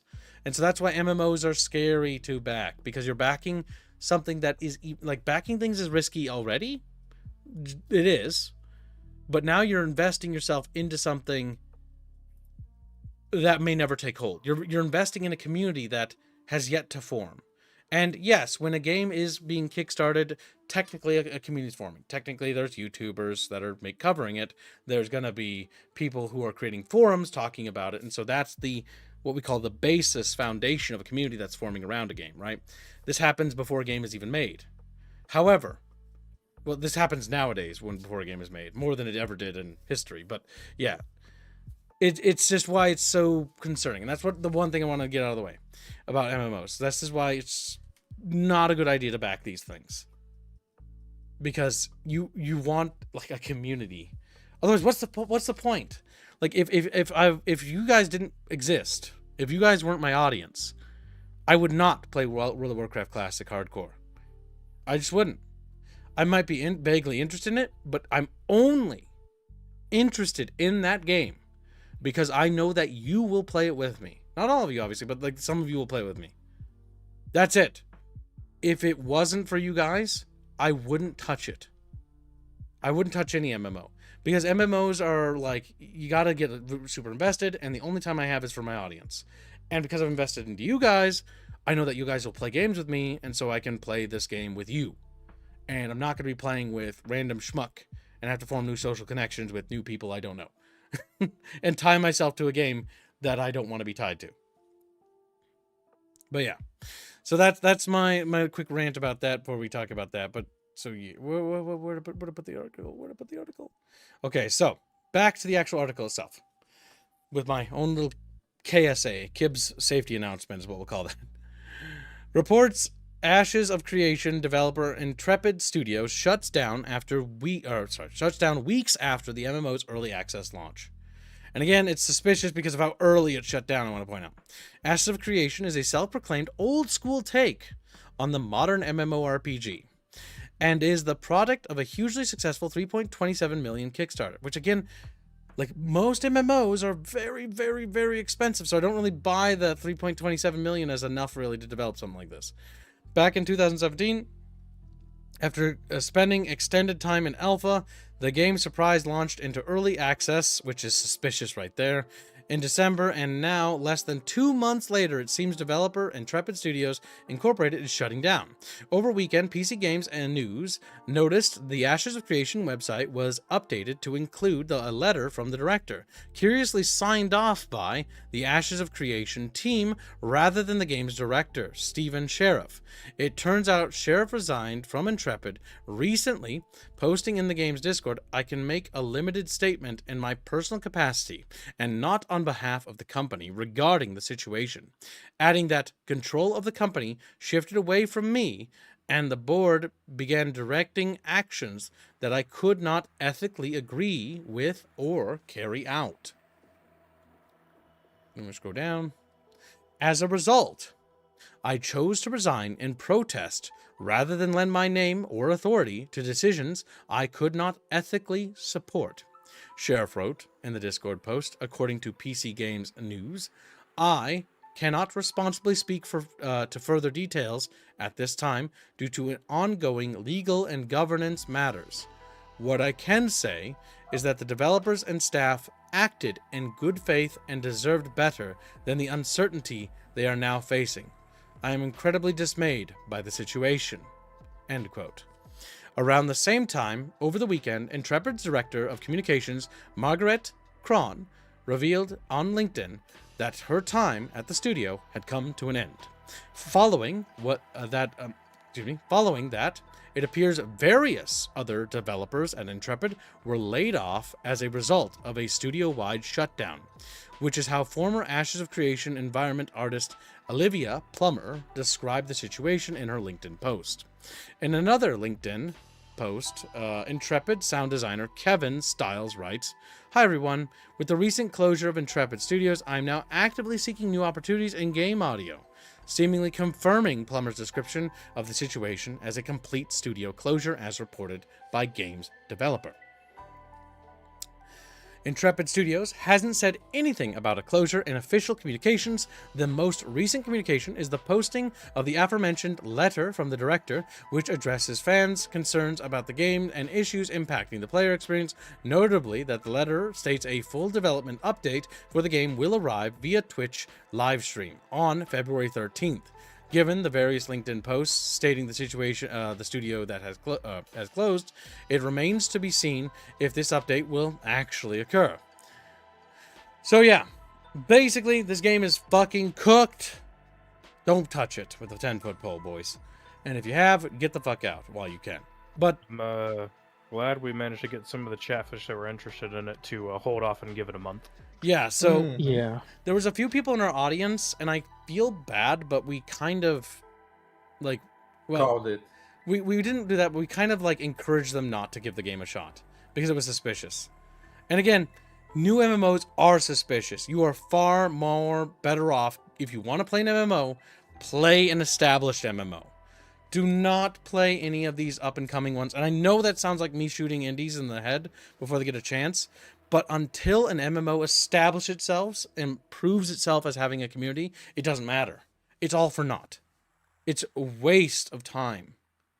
Don't play MMOs that aren't established. Established MMOs are safe because they've been around and they have established communities to play with. That's why. do not waste your time with an unestablished community. Because again, you're buying two things. Not only are you buying hope for a video game that might never come, which is a risk already, you're also investing in a community that may never form. Case in point. Now, there is a community around Ashes of Creation. There is, but it's weak. It's not very well stable. And it's not their fault. It's the fact that this game is evaporating. It's going to be... It was the strength of... And this happened again. Another case in point. Hytale, a game we played recently, right? Minecraft 2 is what we call it, right? As a joke. That game survived, and that game never was released, technically, and survived purely because the fans and the original creator tried to make it stand, right? But I didn't invest into it until after it came into early access because I don't want to try anything. I don't want to invest in anything until it proves that it's coming, along. You know what I mean? And I encourage you guys to do the same when it comes to multiplayer experiences. When it comes to other indies like single player games or whatever, or smaller experiences like small co-op experiences, that's easier to invest into because again, it's a smaller project. It's not an MMO, right? It's not promising you a massive community. Like my video game doesn't promise you a massive, it's a single player game. It's just much like many other indies I know, they're offering single player experiences or they're offering a 2-player experience. It's more reasonable, it's much more tangible. This whole thing reeks of weird shit behind the scenes. I don't know what happened here. There's allegations about a lot of things going on, from rumors circulating that this is all staged, that the creative director, never had intention. It was another one of those classical, because this has happened a lot, because I don't really cover the Kickstarter sphere, but there's a lot of little indie MMOs and big multiplayer experience games that get kickstarted on Kickstarter and promise to be these big things that evaporate.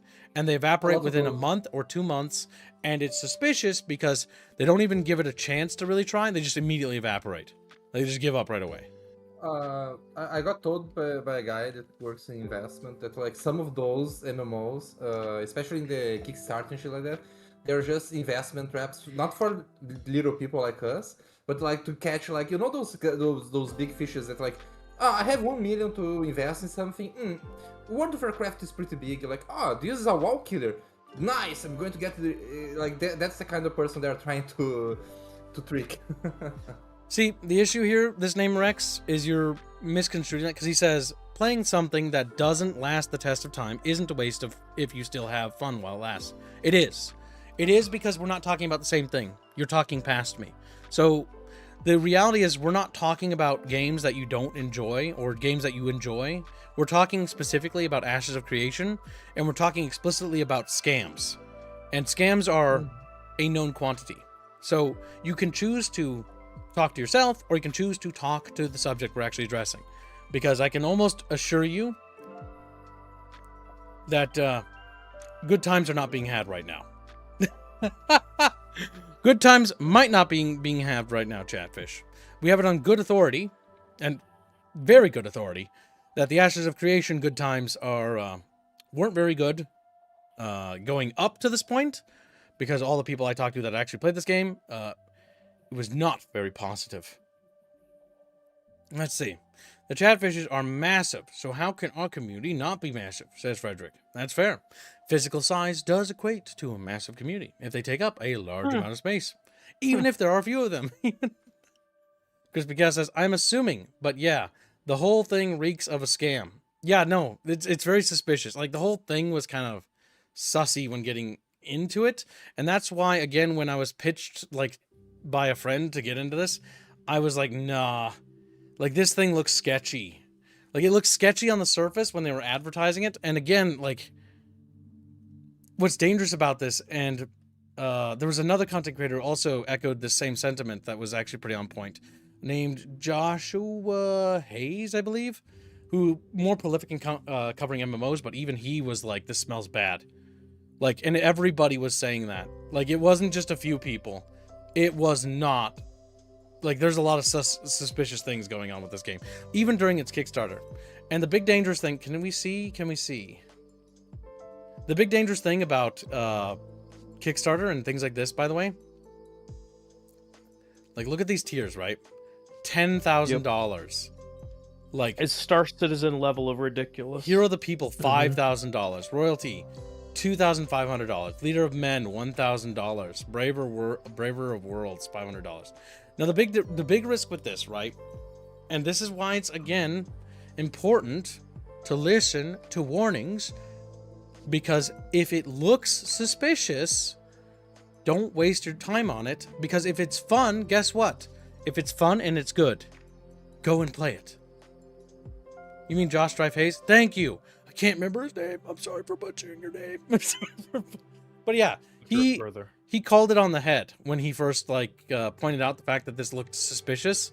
Even mentioning that like people should just avoid this game like the plague, or like not like, oh, he didn't say that, but it was like that was kind of like the motif. It was like something's not right here, and he was absolutely spot on. It completely developed. In fact, it was actually a great deal in part to just a little bit of research I did myself and seeing that and his coverage as well as other people's about this game, because when my friend was trying to get me into this, I was like, this does not look good. Like there's something off about this whole thing. And it's already dead after 2 months of being in early access. Like that's weird. We can say so, that at least as the article was saying, that talked about the studio closing, it apparently did have early alpha closed testing for the backers, I would imagine. Yes, it did. And then they unannounced just release it on a Steam early access. Without telling anybody, yeah. At least I don't remember any major publication. That means they were pretty heavily in the red, and they needed to try to figure out a way to generate revenue outside of what they were already getting.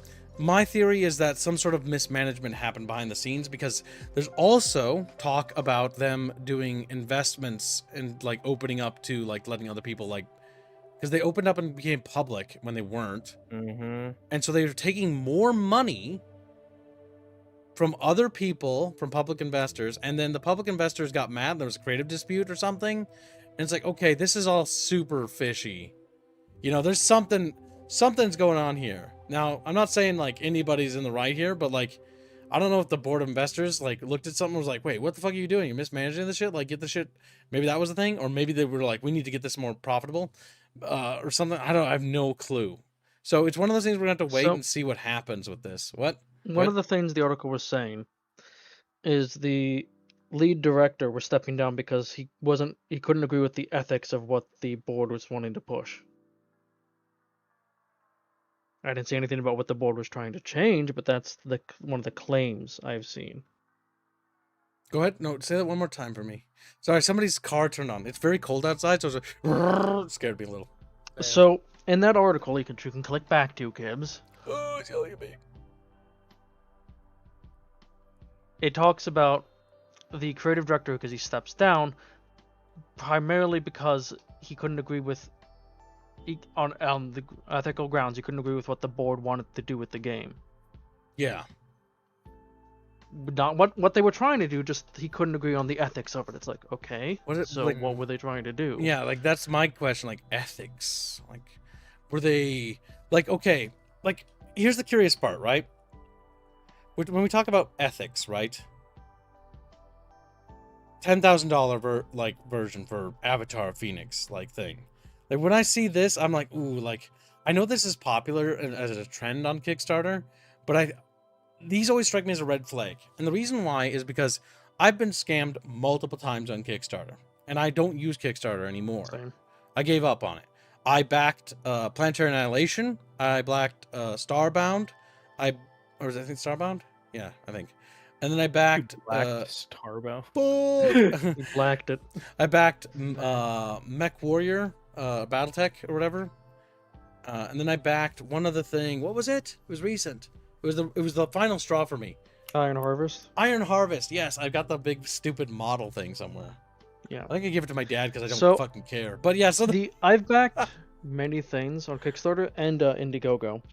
Every Indiegogo one, as far as I'm concerned, was a complete scam. Fuck. I've never backed anything on Kickstarter, but I am one of the mongoloids that did buy into Star Citizen. Yeah, and you got others Anytime a development house has to crowdfund, look, we live in the internet age, the information age, and that's a part of it. But when you're charging thousands of dollars for virtual items, in goods in a game, that should be an immediate red flag to anyone when they're looking at a project. Yeah, because that's the one thing that got me Nope. when it came to a lot of those. Hold on. Because when it came to Planetary Annihilation and all those things, I paid like for the high-end editions because I really wanted to see it being made, and I know a little bit about games development even back then before I really started with my own project. I was like, yeah, no, it takes a lot of money to develop these things, so I want to help contribute and help see this game made because I really want a Planetary Annihilation game. I really wanted that, like a lot. Like, you have no idea, and I paid so much for it. Oh, Czar says, I've been scammed by kids. I know, I joked about that already. Now, hold on a second. So, yeah, the big thing that really agitated me with that whole thing was that not only the lack of communication, but the lack of honesty and the lack of, like, anything, right? When it comes to development, usually when I look at certain companies, like certain indies, I'm like, oh, they're super chatty. Yeah, your game's going to take, like, multiple years to develop, and you're going to crowdsource it. It's going to take a while. Okay, I'll be supportive. I will play your game. I'll try. I'll be patient. I'm patient with Project Zomboid. So Project Zomboid's pretty good. Factorio, fucking awesome. You know, stuff like that. You guys know that I really like those games. But so long as you're just like, even if you have hurdles, I don't care. Like, even if it's struggle, as long as the game is fun and it's actually good, like there's good meat to it. If it takes a year, if it takes several years, if it takes a decade, I don't care. If it takes like just gradual funding, so be it. And there's a lot of games like that, like Project Zomboid, like I cited earlier, and they make a lot of progress. Or Barotrauma, you know, and there's so much there, like meat. But when you look at what I funded on Kickstarter, like Iron Harvest, like, yeah, they had a beta, but it wasn't very good. Yeah, Planetary Annihilation did too, but they were both like, they felt rough and bad. And then what did they do when there was feedback? Did they work on improving it like Project Zomboid did or fucking Barotrauma did? No. What did they do instead? They literally just kept staying the course and then allowed people to brigade people for when they start investing in things. Because the Josh Strife guy I mentioned earlier also mentioned this, and it's a great point because I've noticed this as well in Kickstarter projects. Usually the big red flag is, for example, you're developing something and then everybody just jumps on your case for the fact that, like, oh, you know, I really don't care for how the archery combat feels, and they feel like they're being attacked because they've invested money. And you can understand from a psychological standpoint how someone would feel like they're under attack, because like psychologically, let's say we spent Chatfishes together, we bought the, you know, not something crazy, but like we were feeling very, you know, optimistic. We bought the $92 edition, Pioneer Early Bird, right? We spent $92 on this. We're now invested. We want this to be good. And so anybody that might criticize it might make the game not do well. And if the game doesn't do well, it's not going to have a good community because it's being sabotaged by exterior factors, people who don't want it to succeed, vultures, because there are vulture content creators. These do exist. People who prey on things like that. There's a valid reason to be upset about stuff like that. But the issue is that it puts us in a mentality of defense. And now we're running defense for a company that actually needs our help. A company that needs our criticism. It needs our critique. Because we don't want Ashes of Creation to fail. Nobody should want that. It's just very suspicious. Like, the only reason why I was happy about Outer World, or find Outer World's failure funny, not necessarily happy, was because they were assholes and they called their fucking entire audience fucking consumers and were like insulting everyone. Okay, well, at that point you're being a dick. But in the Ashes of Creation case, like, people wanted to have a new MMO, a new community to build into. You should want games to be successful, because more good games is a benefit to all of us. But the big problem here is that what helps games be better is actively communicating, talking. Like, hey, you know, this isn't feeling so good, or your quests are not very fun. Like, they're very fetch questy. Dune Awakening, I love Dune Awakening, but Dune Awakening has a lot of problems. One of its problems is a lot of its quests are fetch quests. Go pick up an item. Go fly to Harko Village. Go pick up an item. Go fly to fucking Arakeen. That's not very fun. That's kind of boring. That's kind of like a waste of my goddamn time. And all I get is like a line of text about like the story thing. Like, yeah, I can read that, but like, that's not very satisfying. Like, I would have rather you invested into a voice-acted storyline with a bit more combat or something. Fewer quests with higher quality rather than mini quests with low quality. You know what I'm saying? Like, I want quality in my product. I think that's something we can all get behind. But yeah, and that's just something, when it comes to feedback, that's so important. That's why it's important to be vocal, to talk about the things you don't like. That's why it was important when we we basically steered some of our friends away from getting this game from Ashes of Creation. We didn't do it because we hated the developers or we didn't want them to have fun like somebody thinks. It was more so out of concern for our friends because it felt like a scam. It didn't feel like there was anything there. There was any meat. There was something wrong, something fishy. And being silent about that isn't not letting people have a good time. It's showing concern and care for your friends. It's showing concern for your fellow gamer bros. The reality is we need to actually look after each other and try to make the games industry a better place. And we can't do that alone. We have to do it together. And when it comes down to... Only you can prevent game scams. Well, true, yeah. I mean, you do have to be careful with Kickstarter. And anybody who tells you otherwise is coping and seething. Because out of everything I've ever kickstarted, not one good thing has ever come out. Some mid things have come out, but everything I've fucking funded on Kickstarter has been either a disaster or a flop. Every time. And there's a pattern I'm noticing here. The only things I ever backed on Kickstarter that weren't a bait and switch and down the road or like kind of flopped or were literally Kickstarters to get books published. Damn. Yeah, I have that same experience. Every video game miniatures was like a disappointment or a literal bait and switch of, oh, look at this amazing 2D like pixel art style we're going for. Oh yeah, we decided last second to swap it all to shitty fucking 3D assets. Yeah. Yeah, fun getting books or miniatures has never let me down so far on Kickstarter. I don't do it Because that it's often. an actual product, and it's the Yeah. Kickstarter is just to fund the like production, because they actually bother to look at the numbers they need and like, okay, we need this much money. Yeah, I've never kickstarted a video game. Let's see what Chatfish you have to say. So These there is a little guys. donation from Mythical Fool Oh, yeah. Thank you for the donation. for 50 Ron. Says, for the pizza and champa, evil. Hoped Ashes would be good. Kibbs can scam me anytime. He at least plays games with me. Damn. That's a backhanded compliment. Damn. So, Mythical Fool, I will point out to you, you're about $15 away from getting a pocket fish on the banner for the Hardcore Classic WoW Guild banner. Hey, I have you know we put you on every thumbnail you paid to be on. You got what you paid for. You got what you... How dare So, you if you want to say get that? on that, which it looks like, as if chat keeps going with this, the banner will be Champa's Pizza themed. Dalbert says 50 Ron Weasleys for Gryffindor. Damn. Damn, those are worth negative points.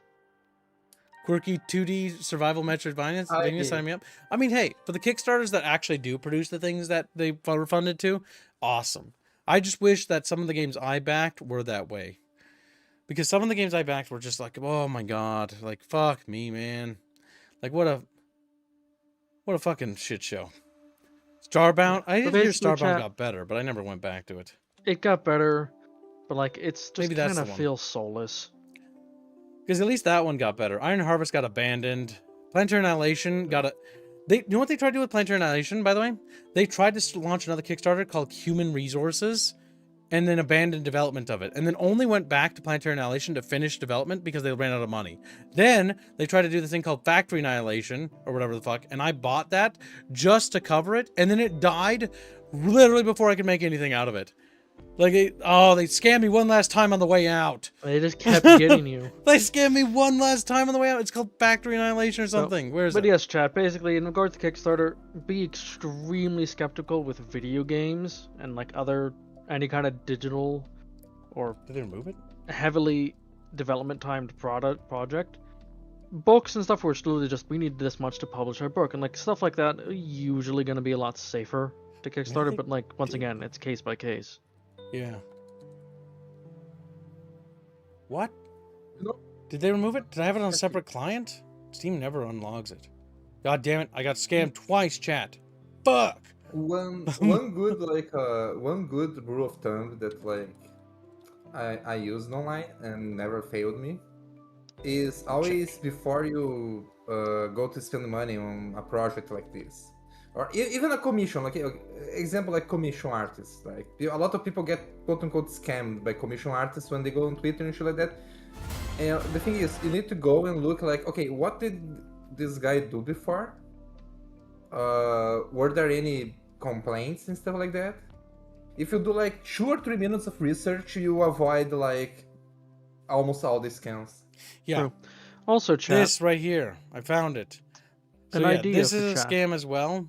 They're called Galactic Annihilation, and it's also equally terrible. Don't fucking buy this game. I'm pretty sure it's fucking dead. God damn it. They got me You know, twice. I had an idea, Kibbs, because we've used it for a while now. But Can chat fund a new Fireside chat thumbnail? if they want. If you guys want to be on a Fireside chat thumbnail, you can fund another art piece of it if you so desire. It would be cool to get like new ones occasionally, because then we can have different poses. My God. Donates We have $2 and says, "I got you something on Steam. Give a choice." Well, thank you very much. We could have Gremlin Arif, Alex Jones, like with all the Chatfish looking at her, like she's like, oh, they're turning the fish. We can have the Gremlin Epic with a wizard hat. But yeah, when it comes to a yes, lot of yeah. these, it's as anything in life. If it doesn't pass the smell test or appears too good, give it a month, maybe 2 months, Yeah. because your hard-earned dollars are important, and these people that just want a rug pull don't deserve it. They don't deserve a Yeah. penny. And you would be surprised, Chatfishes, at how many companies exist solely to rug pull like $1 out of someone. And because then- like You have, like Kibbs has been talking about, you have projects like Project Zomboid, which is nothing but passion, and they're taking, what are they at, a decade at this point?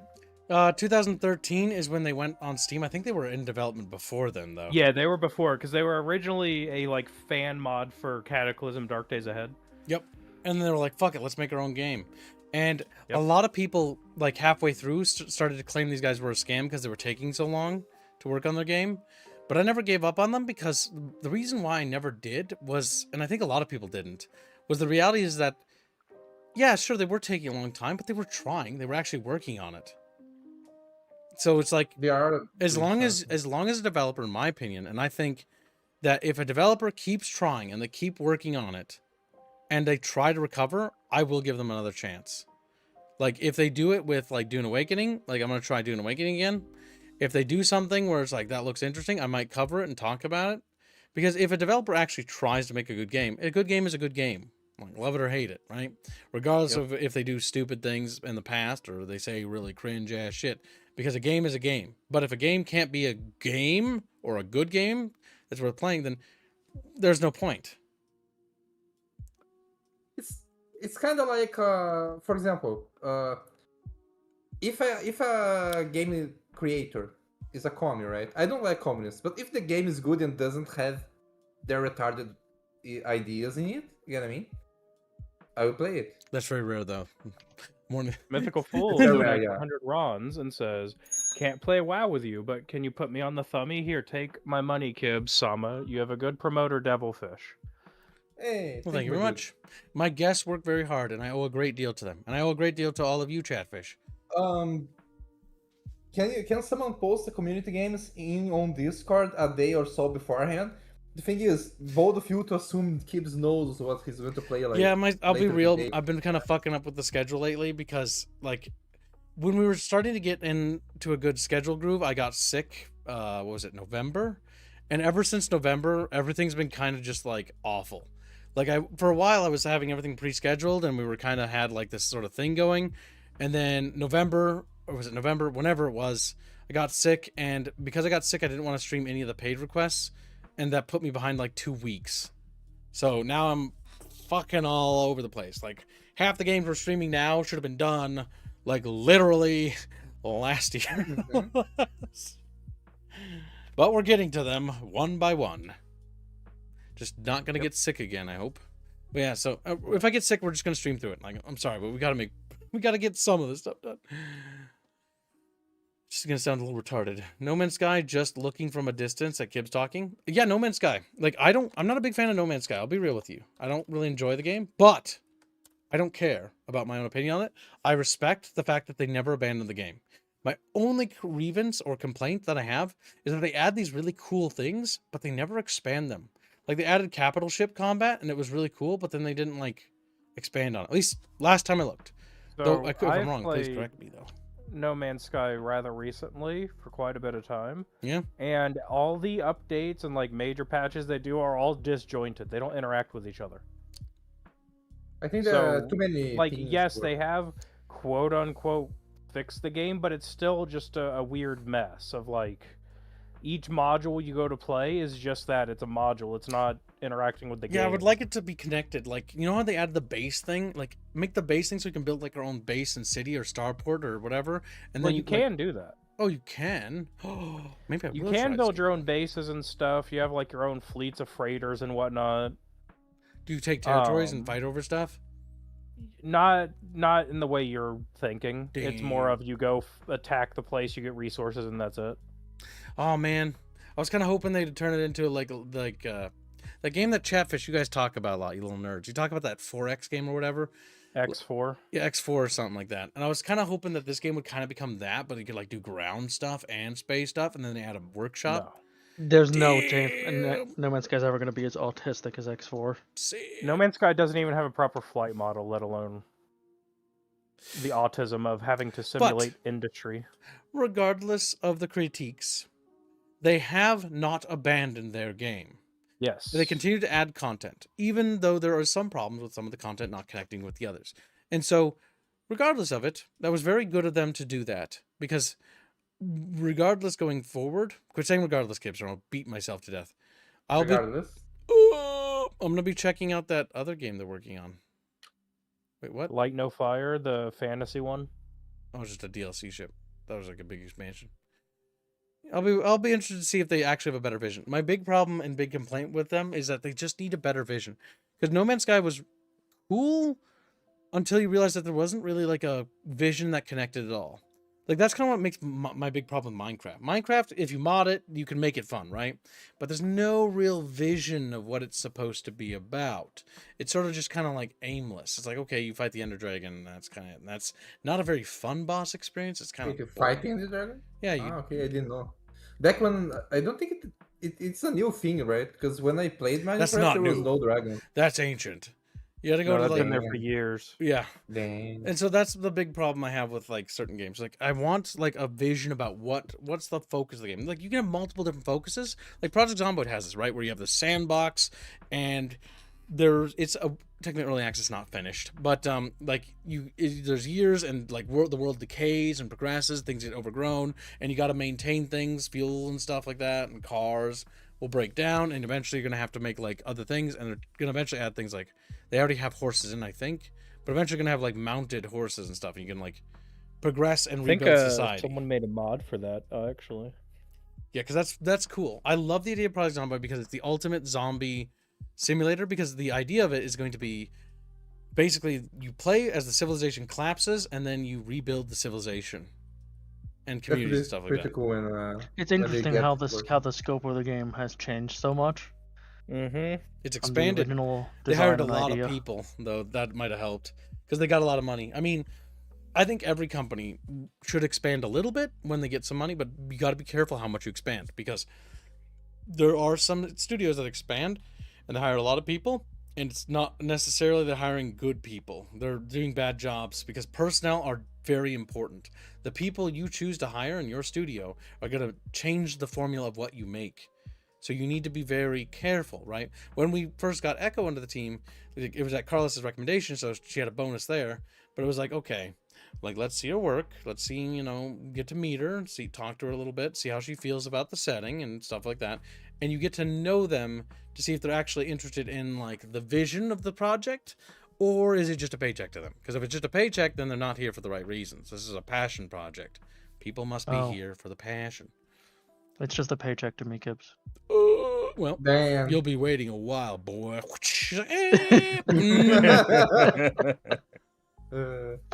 He's not just a paycheck. to Ghost has anyone put on his looking. new That's why it's Chatfish. cool.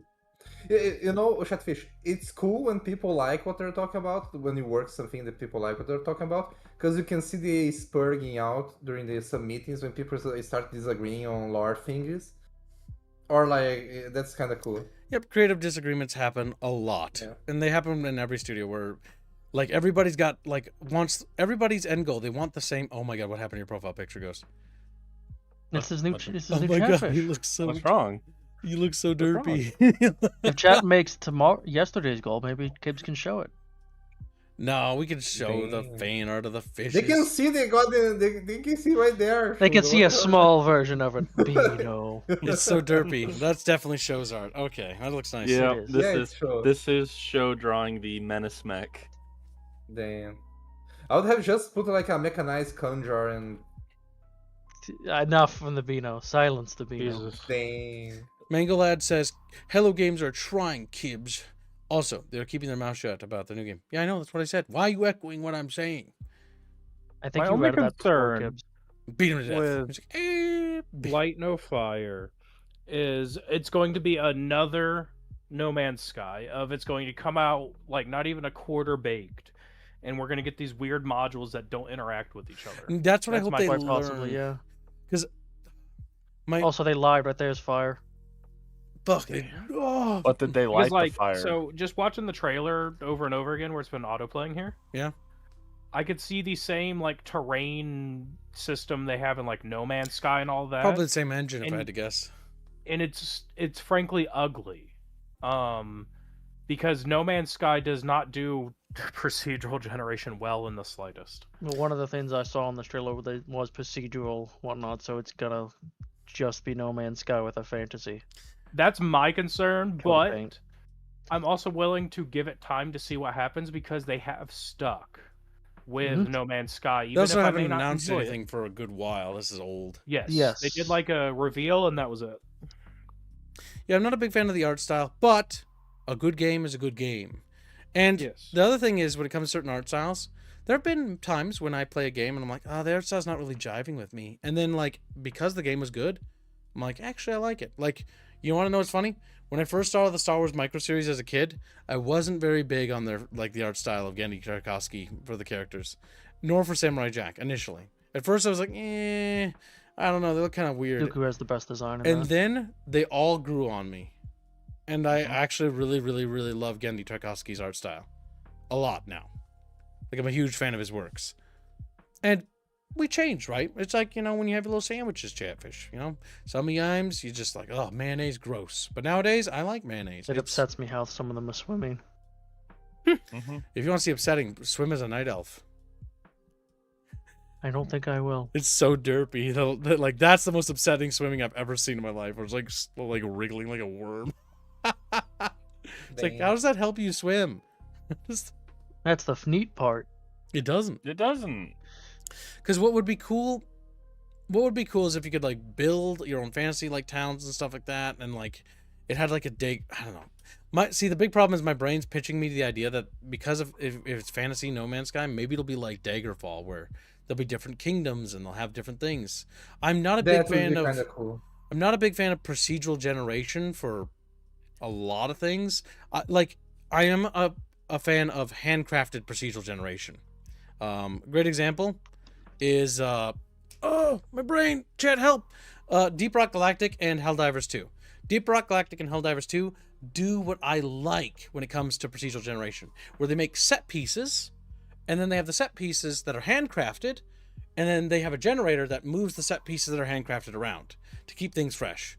That's why I like Deep Rock Galactic. That's why I like Helldivers 2, because I think that's procedural generation done right. So, Go ahead. Space Let's- Monkey asks, how much to fund Fireside Chat? So Another Fireside one? Chat would be the same as It's every other game standard. fun. To get on it would be 25 for a pocket and 50 for a bucket. Yep. If you'd like to be a little pocket fish, $25 dues to support, or $50. If you don't want to But, be on it, no worries. I've seen a couple chatfish mention this, but my issue with any time there's any open world is usually that's just going to be a dead, empty world. That's my word too. And Yeah. like I've said, like my misgivings of No Man's Sky, I love science fiction space stuff to death. It's my favorite genre of anything. Yep. So I actually Hold on. can really like. Wait, let Shmormu Yeah, finish, and then It- add your piece. No Man's Sky feels very sterile. You're not actually playing a game, you're playing someone's safari, if that makes sense. Like, you're experiencing what they want you to experience as opposed to actually having a purpose, having a story, having factions that actually live and breathe and feel like they're actually well made. Instead, they feel like they were vomited out by AI. That's my concern with Light No Fire. Because I would like actual scripting. Because I know it might be weird. Some everyone's different and they like different things, right? But for me, I kind of agree with Mamu. I kind of like a little bit of scripting to my world. Yeah, the mountains and stuff and the valleys, those can be procedural, but maybe make the kingdoms that dwell in these regions, make those not procedural. Like the monsters, make those scripted. So the worlds are different. Like sort of Valheim. Valheim would be an example. I like Valheim. Valheim is pretty fun. It's got some things I wish it would expand on that the developers didn't. But to be fair to the developers, they were new to game development, a lot of them. And so they use a lot of the baseline of Unity code, hence why you can't dig tunnels. And so they're kind of like screwed in certain areas there. That's what happens when you use the base Unity code. They didn't have droppings. Yeah. Now, to bounce off of what Mamu was saying, the big problem with No Man's Sky is their extreme reliance and focus on it being procedurally generated, where everything has to be procedurally generated. And while I do like procedural generation, it is very, especially because in for a lot of types of games I might enjoy, it allows a lot more replayability. But it is terrible for any kind of story because you can't really craft a story when you have no idea what the level design is going to be like. You need a set level design to actually create story elements and stuff. If it's all procedural, you can't. True. I mean, really we plan don't. around it. I think we're entering the area of too much speculation. Because it says a procedural through the open world boundaries. You mentioned Daggerfall, right? And Daggerfall does something that I really like. The main cities for the main story and the main parts of the main story, they are not procedural. They're always the same. They're handcrafted. The rest is procedural. Yeah. So that's why I'm a big fan of like what I said, Beto. Partial, like handcrafted. So there are aspects that are procedural, but a great deal of the game is actually handcrafted. And the procedural elements, in my opinion, should all be handcrafted procedural elements scattered around. Like, for example, Helldivers 2, Points of Interest. Or, an example, Deep Rock Galactic, the literal cave systems. Every cave system is handcrafted. And they're just different modules that are connected. Yep. But yeah. It's procedural generation done right. It's not literally everything is just thrown into a blender and see what sticks. Because the example where procedural generation is used in Valheim, for example, Valheim does this where it generates islands, but generally each biome is its own sort of story because you have everything's biome-based progression, right? So you have this biome is tier 1, this biome is tier 2, and so your natural state of progression will be doing an expedition to go to that biome, to go to that biome, to go to that biome.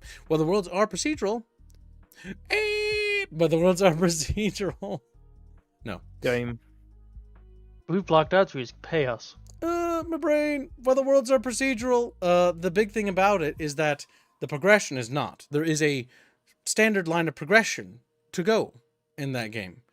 And that's what I like. And so as long as it has some sort of like clear beginning, middle, and end game, that's ideal.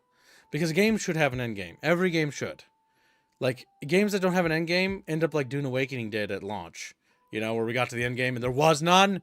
And you just it's like you're playing a game and you're like on a roller coaster, right? And you're like on the roller coaster and it's starting to go down like wee, and it's like the roller coaster ride ended.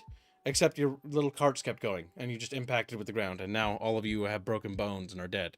So, that was the Dune Awakening roller coaster.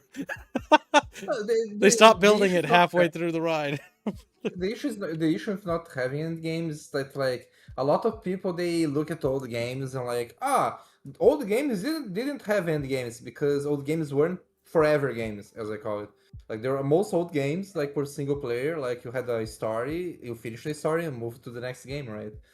And like so these games, like these new games, they are trying to like at the same time they want to be forever games to like get tons and tons and tons of money, they don't really want to put the work that it takes to be a good forever game. You know what I mean?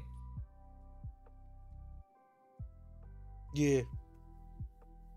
Yeah. No, I get you. But yeah, most of the stuff we were talking about now, we're entering the realms of speculation, and which means that it's all fucking pointless. It's merely speculation. And there's nothing that can be done about it, bitches. Alright, so moving on to the next subject. God damn it, chat. Quit getting more articles, you fat little bitches. Like, but you No, they've asked been for getting 'em. more. Fuck! Death to Chatfish. Microsoft steps back from AI everywhere in Windows 11 to focus on core features. Because nobody wants their computer to run like ass. As someone who has Windows 11 and noticed that performance rate drops every time AI is implemented, literally, just make it an option. I don't want AI in anything that I'm working with. I don't want to deal with it. But if you like it, great, good for you, wonderful. But why must I be forced to endure this AI slop? I don't want it. I don't want to deal with it. I don't want to work with it. I don't want to touch it. I don't want to look at it. And I don't want it to run in the background on my computer and scan my data and stuff and sell it to the Chinese, which is what this shit does. They're selling our data. You have a Windows 11 computer farm where every computer is just looking at gay So, porn all day to I've seen poison their this. databases. I've heard a couple chatfish complain about Windows 11. I don't use it personally, but one of my business computers uses it, and I about wanted to like die having to use it for the first time. It is so horrible for a new user to use. I've been using Windows my entire life. Like, Jesus Christ, it's terrible. It's a non-functional operating system. It is basically Windows 8 of this generation. It will go down as a failure, and they'll scrap it and they'll move on to the next one. There's no way they can salvage it with how ingrained the AI shit is in it.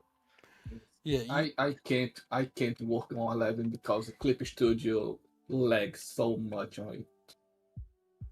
I literally can't work on 11. yes, because know- it's hogging up resources that it doesn't need. Like you're not using it. Like if I'm playing a video game or if I'm scrolling through Twitter looking at anime titties, then literally I can tell you with almost absolute certainty that there is literally no reason it should be running at all or doing anything. And I can tell you this also, that whenever I go into Discord or talk with anybody, I always notice that ads are precariously similar to the topics I've talked about. Or Amazon's ads are that way. Which again, we all know they're selling our data because every time if I go to Amazon or go to these places, why is it always very related to the subject I just talked about? Why is it always... It got worse. No. Unironically, got worse lately in every front. Don't know why. I don't have Windows 11, and like a lot of the stuff I Well, that's talk not a Windows about, 11 thing. It's because Discord has Yeah, no, like AI but stuff. it got way worse lately because I have been noticing that stuff that I talk like so with you guys or it's like not just with my parents. It's not just Discord. So, for example, you use text or Yeah. anything like that. Key phrases are scanned, and then that is then put into an algorithm. Yeah. I don't want things to do that, and that's the big problem. Bless you. So, yeah. But either way, This has been an ongoing issue for over a decade now. But yeah, so is there anything else to read here? Like, I guess. Oh, I'm so tired of reading about this crap. But either way, we gotta do it. Additionally, forcing Copilot AI button in every application has been paused, as there has been very little interest from users in actually using these features. Oh, big surprise. Tech Power Up. It wasn't. Forums has been a constant source of criticism for Microsoft forced AI integration among the remaining large crowd of PC enthusiasts. I want you to remember this, chat. The reason why your RAM sticks and GPUs cost so much is because of all those goofy little fucking animated clips of like weird food talking to you. That AI slap that's, by the way, dribbled out by third worlders most of the time, I want to point out. And because the AI market is a global market, it means that everybody can tap into it. But the only ones who actually have to pay for it is us in the first world. You Europeans, you Americans, all of you have to pay for it. Meanwhile, some schmuck in fucking Chile can pump out like 30 fucking goofy AI slop things and it doesn't affect him in the slightest. While the rest of us, Or like India and Africa. yeah, are having to pay way more for RAM, way more for GPU. The people that are actually making use of the slop isn't the people that you think it is. Most people, like for example, most people, a good chunk of it just used for porn, which is like, okay, whatever, right? But it's not even just that, it's just by women. Like especially the chat bots. Like majority used by women. Like there's so much. It should be called goon bots. Goon bots. And it's like, oh my But god. yes, if Microsoft is going to pull back from such AI integration into 11, that's a good thing. We'll see if it holds or if it's them just trying to put a band-aid on a fatal gunshot wound, as it were. Yeah, we'll see. I mean, if the next Windows turns out to have AI features removed, that'll be a step in the right direction. But I will say this, as somebody who's used Windows 11 for a good couple of years now, or whatever, how long it's been out, feels like forever, if you ask me. The example of Windows 11 being really bad, the last stream we did, or 2 streams ago, what stream was it? 3 streams It was ago. the late night Helldivers. The late night Helldiver stream we did this week, we had an audio bug. Fortunately, thank you, Rapier, for removing that, because it blew out my chat's eardrums. And I'm sorry about that, chat. I don't actually want you to actually suffer or feel pain on stream. That's sad. But thankfully, we figured out what it was. Rapier and I were looking at it after stream, and we were investigating, and it was actually Windows 11's audio interface has tied the microphone audio level to the master volume control. Which is weird because the Windows 10 version of my audio interface does not use the master control with the microphone, meaning that if I adjust the volume decibels up or lower, it turns up my microphone and lowers my microphone along with the system sound settings, which isn't how that should work. Yet at the same time, when I use the earlier version, the microphone is on its separate system and is not tied to the master volume control system. I will also point out that most other video games or other things never tie the microphone to the master control volume because that's for incoming sounds to your headphones, not for sounds going into your microphone or out of your microphone or whatever. Your input. So it's like, what the fuck? Why is the output and input tied together? But for whatever reason, and this is a PSA for the rest of you, yes, Windows 11's master control system, for whatever reason, I don't know if it was a bug or whatever, it can be tied to that. So when I tried to turn up the sound for everybody, it basically turned up my microphone and then blew everyone's eardrums out. Ugh. Yep. I'm so sorry, Champish. I'm so sorry. But yeah, just be aware of that so that you guys are aware of it. But yeah, we'll see going forward what happens. My speculation is that they'll get rid of Windows 11 and shift over to the whatever cloud-based nonsense they're going to push with 12 or whatever they're going to call it. Yeah, I agree with Mamu. I'm pretty sure that they might try to salvage some of 11, but I wouldn't be surprised if we just see like a Windows 12 be announced in the future. Yeah. I remember that time when they said, like, this will be the last Windows. We're not going to call it like anything. Lies. Because Windows 11 has been an abject failure. Like, Windows, if you're old enough to remember, Windows 7 was trash at launch. They eventually fixed it after like 6 years. Windows 10 is still pretty trash. I would love to be back on 7 personally, but yeah, 7 was actually, I think, I miss 7. not It terrible. works. The only good parts of 10 is the old interfaces of 7 that you can still access.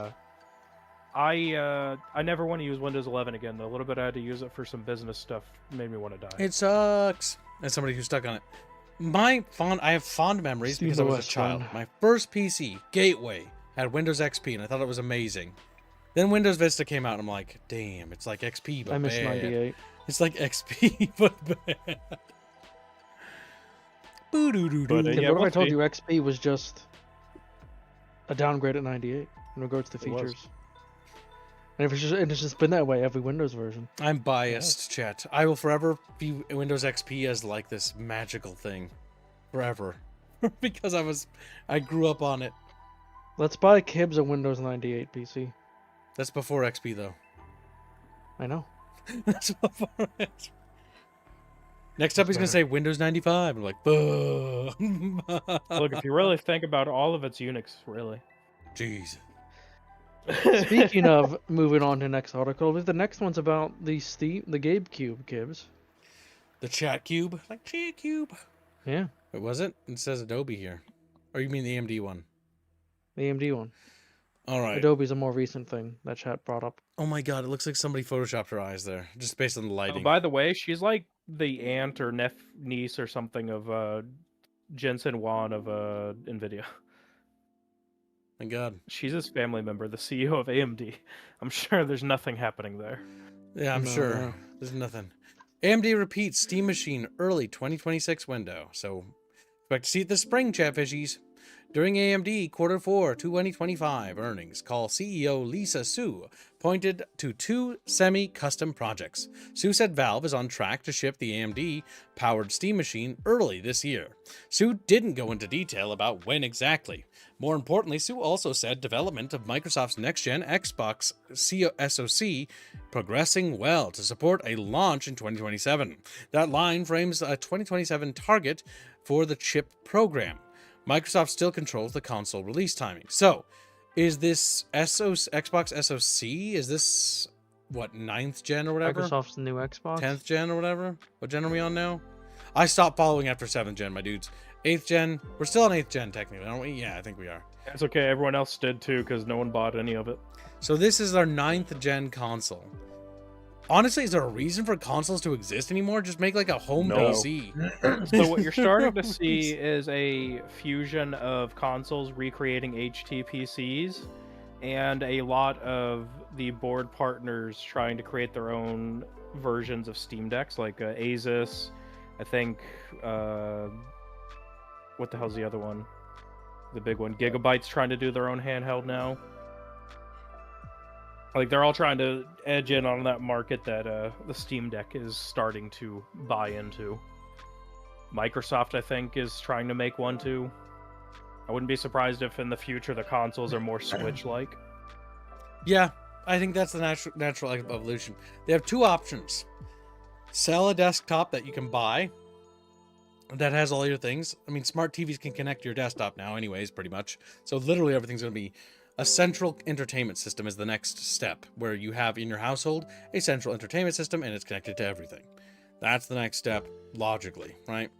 Then you might still have like dedicated entertainment systems like your desktop, but that's what my thinking of where that's going to go.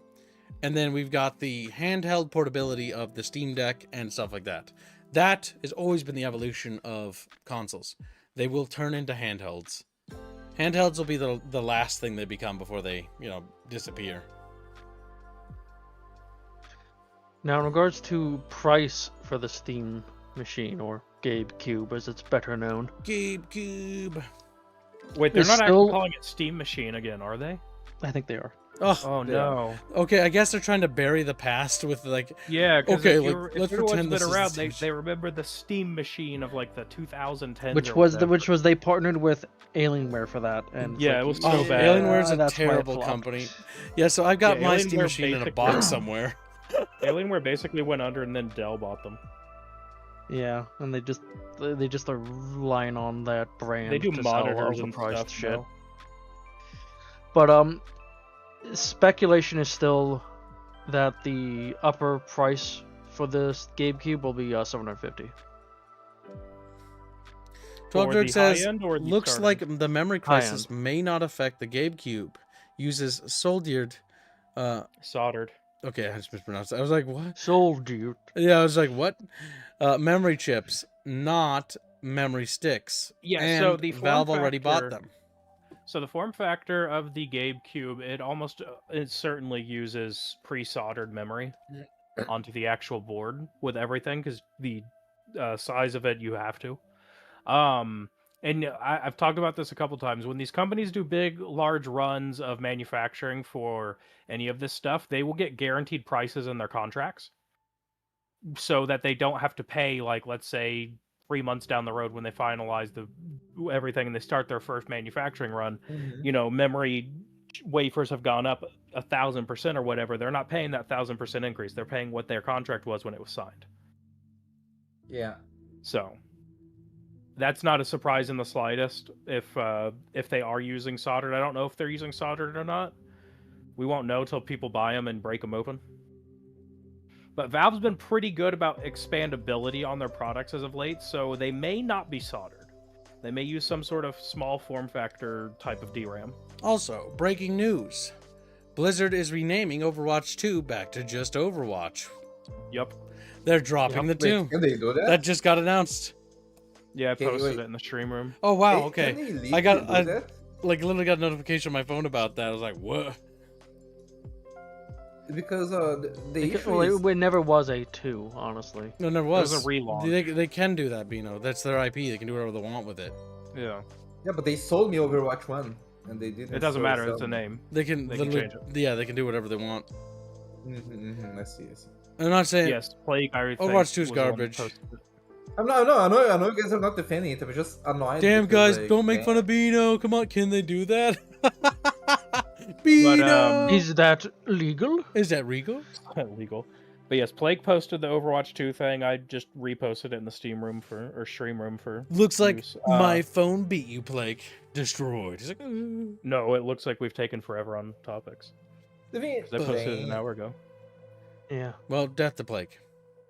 They have to play. But yeah, with the Steam machine, I hope they're not. No, they need to lean into the GameCube. They gotta. But the GameCube, we'll see once people start getting their hands on it and break it down in terms of the hardware inside, as far as the memory and storage, how expandable it is or isn't, and all that good stuff. But yeah, them going with AMD isn't a surprise. AMD does all the custom form factor for all the consoles and all that good stuff. They might have already have it in production.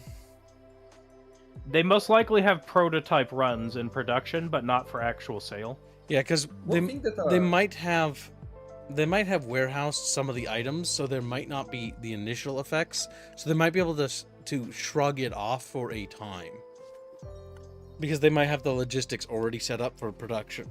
So Now, what will affect subsequent runs of the Steam machine will be if they do like a revision like they did with the Steam Deck. they really should just adopt the GameCube name. It would be the biggest W. They really should. Steam Machine's a terrible name. Steam Machine is a terrible name, and the GameCube is fucking hilarious. Not only is it The hilarious, GameCube it's is forever. it's memeable. Like, literally calling it the GameCube will guarantee people will buy it because it sounds stupid. Yes. Because it sounds stupid. You put big Gabe's big head on the fucking. Like, I want Although the honestly, for box me- to say GameCube on it, and it's got his fucking face smiling at you. Yeah. But honestly, for me, consoles fell out of favor with me the moment they stopped being just insert and play. Plug and play. That was late 7th gen. That sort of happened. I don't know, 7th gen. 7th gen, I think, stayed through that. It was 8th gen. Yeah, 8th gen. That's when you started seeing the installation process on discs, and then it was over. Yeah, because I think Xbox 360, PS3, and Wii were like the last consoles that were actually like interesting, and then after that, everything sucks, pretty much. PS5, The Switch PS4, was garbage. A cute gimmick, but it's not like anything worthwhile getting. The Switch is just like the Steam Deck, a little bit ahead of the Steam Deck, and then immediately got Yeah. eclipsed by the Steam Deck. You're better off just getting a Steam Deck. It has way more viability with more games to options. The only reason to get a Switch And is if you're emulation. super committed to some of the product line that they have. What, like Metroid Prime 4? Like, the only thing that would make me want to switch to is Pikmin. the new Would be a Fire Emblem. Pikmin game. But, like, realistically, man, I can't justify buying a fucking Switch for a single game. I think it'd blow my brains out. It should buy us the Switch for whatever the new. My biggest Smash purchase Brothers is. regrets, in Oh my my God. opinion, my biggest purchase regrets is my Xbox One and my PS4, and that Switch. I regret The PS4. all Yeah. three of these things. And the reason why I regret all three of them is because I never used them as much as I thought I would. I bought them when they released because I was always intending to make this YouTube channel, and I intended, like, yeah, I'm gonna use these and like big deal. No, wasted. Like, I've never gotten that money like really out of those things streaming wise, in my opinion. Biggest L's. Biggest L's ever. 3 Ollie L's. donates $5 and says, Kib's common L. Nintendo might come after Valve if they call it the GameCube. No, they won't. Chupa's Pizza Sandwich Cook Kibs. That'd be a dumb lawsuit, and they would lose. $20 more, Polly, get you a pocket fish. They would. That would be. They would lose that. Such Wild a Guild banner. huge waste of money in a lawsuit. The It wouldn't thing, even be funny. they wouldn't even go after. Okay, so Nintendo is bad. They are bad, and they do lots of bad suing shit. I do agree, Chad. But Nintendo's already embroiled in the Palworld lawsuit that's going to drag on for fucking eternity. And not only that, but it's going to like literally not go anywhere. Like, they've already lost it, and they're just dragging their heels to the defeat line, pretty much, is what it looks like. Nintendo being defanged and dethroned is a good thing. And doing the GameCube would just be hilarious. Not only is a dab on Nintendo, but Nintendo couldn't do anything Or about it. if not the GameCube, just call it the Steam Cube. Don't go Steam Machine. Steam Cube is slightly better. But it doesn't Slightly have, better. It doesn't have Gabe in it. But it doesn't It doesn't. But I don't Please, think we he all wants to know- slap his name on it. We all know all we're gonna see when that stupid cube comes out is a bunch of anime titties Also, all over the real quickly, faceplate. have we gotten any more news on whether or not Steam is fighting the UK thing? They should fight it. I've not seen anything. I haven't seen any updates. Okay, no news there. I wouldn't expect anything. Legal proceedings are fucking slow usually. Alright, so... Or the Steam To box. be honest, Oh god, I yeah, just- I think our artist talked about this. Adobe Yes. ends Animate, abandoning millions of artists amid AI push. Yes, Adobe is throwing artists under the bus in favor of This AI. is out of date. Wait, what? they They've actually walked back. just recently Yeah, they made walked an back. announcement that they are going to not do that because they've been getting massive backlash and their stocks plummeted when they Their did stock this. plummeted almost 30%. Oh, okay, I was overnight. like, it was only yesterday. Well, I guess it's already out of date. Yep. I guess- No, they got such huge backlash because so what they were trying to do here, chat, if you know people weren't aware of it. Never mind. So they're just like they did with Flash. They were going to terminate it. They were going to make it so you couldn't access. Like, they were going to allow like about a year you could still download and access your files, but then after that they were going to make it so you could not access any of your files through Adobe Animate anymore. Now, Just like they did with Flash, they were trying to permanently kill it. real quickly, it is worth noting, once a corporation does this, they're going to test the waters later again. So Yeah, probably if you are, and we have a lot of artists on our team, and there's some artists who follow us, if you are an artist, be advised that you should be looking into potential opportunities to secure your future, because I would not trust Adobe to honor that indefinitely. They're a company that is very sketchy, and I always encourage my artists to consider alternatives, because it's always good to not tie yourself to anyone, even Clip Studio. I like Clip Studio. But Clip Studio did try that thing as well in the past with a subscription model, didn't they? So Clip Yep. Studio tries to push. They have an issue of if you have a later version, you cannot use files from someone who has a more up to date version. Yes, they're not Like- they're not clean either.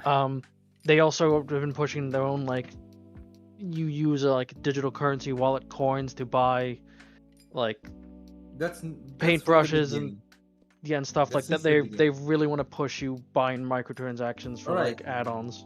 The main issue of Clip Studio, the main issue is that they are okay. It's not racist. They're Japanese, and the Japanese people they have an aversion to computers for some reason, and they so like their programming, their programmers there are always kind of lacking.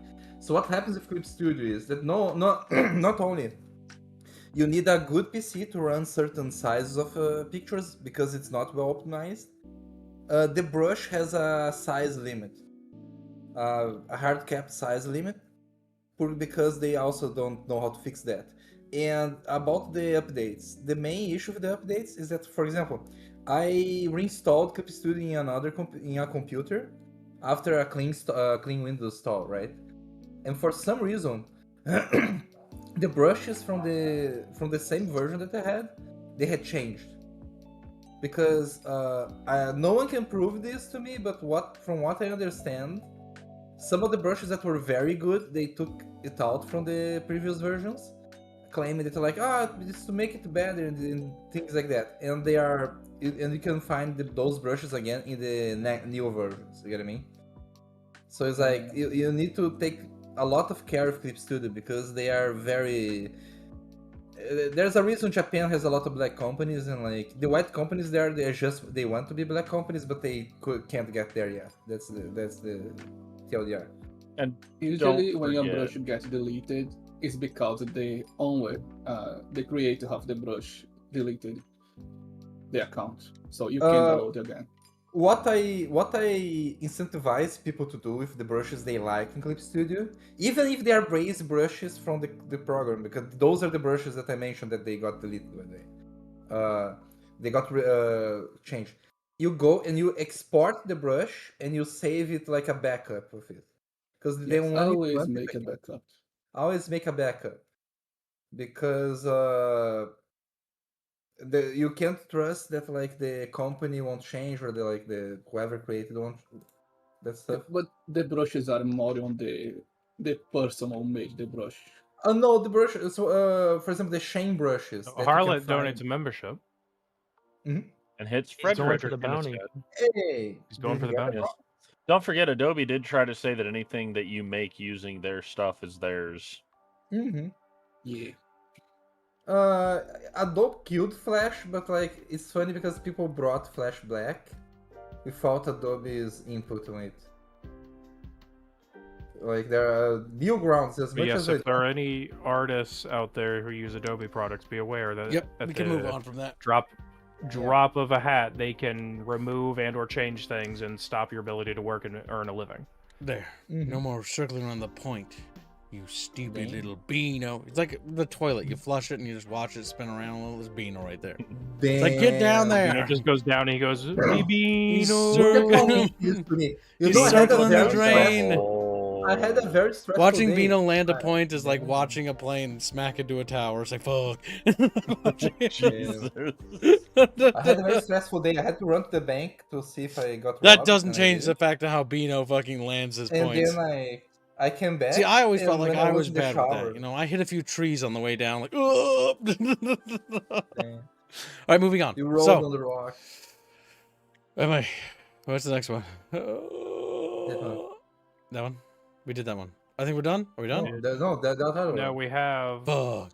So you did the ashes, all that stuff. If you scroll down in the Steam room or stream room, Lazy Scene Uh, donates the membership. there's Lazy C donates membership. He doesn't hit the bounty. Okay, it's just You this have one. you've got the Overwatch 2, but we covered that, and then apparently Western Digital is looking at massively expanding HDD technology. Ragnarok posted this. HDD, hard disk drive tech? Hard drives. Yep. Why, solid state not good no more? Dead end?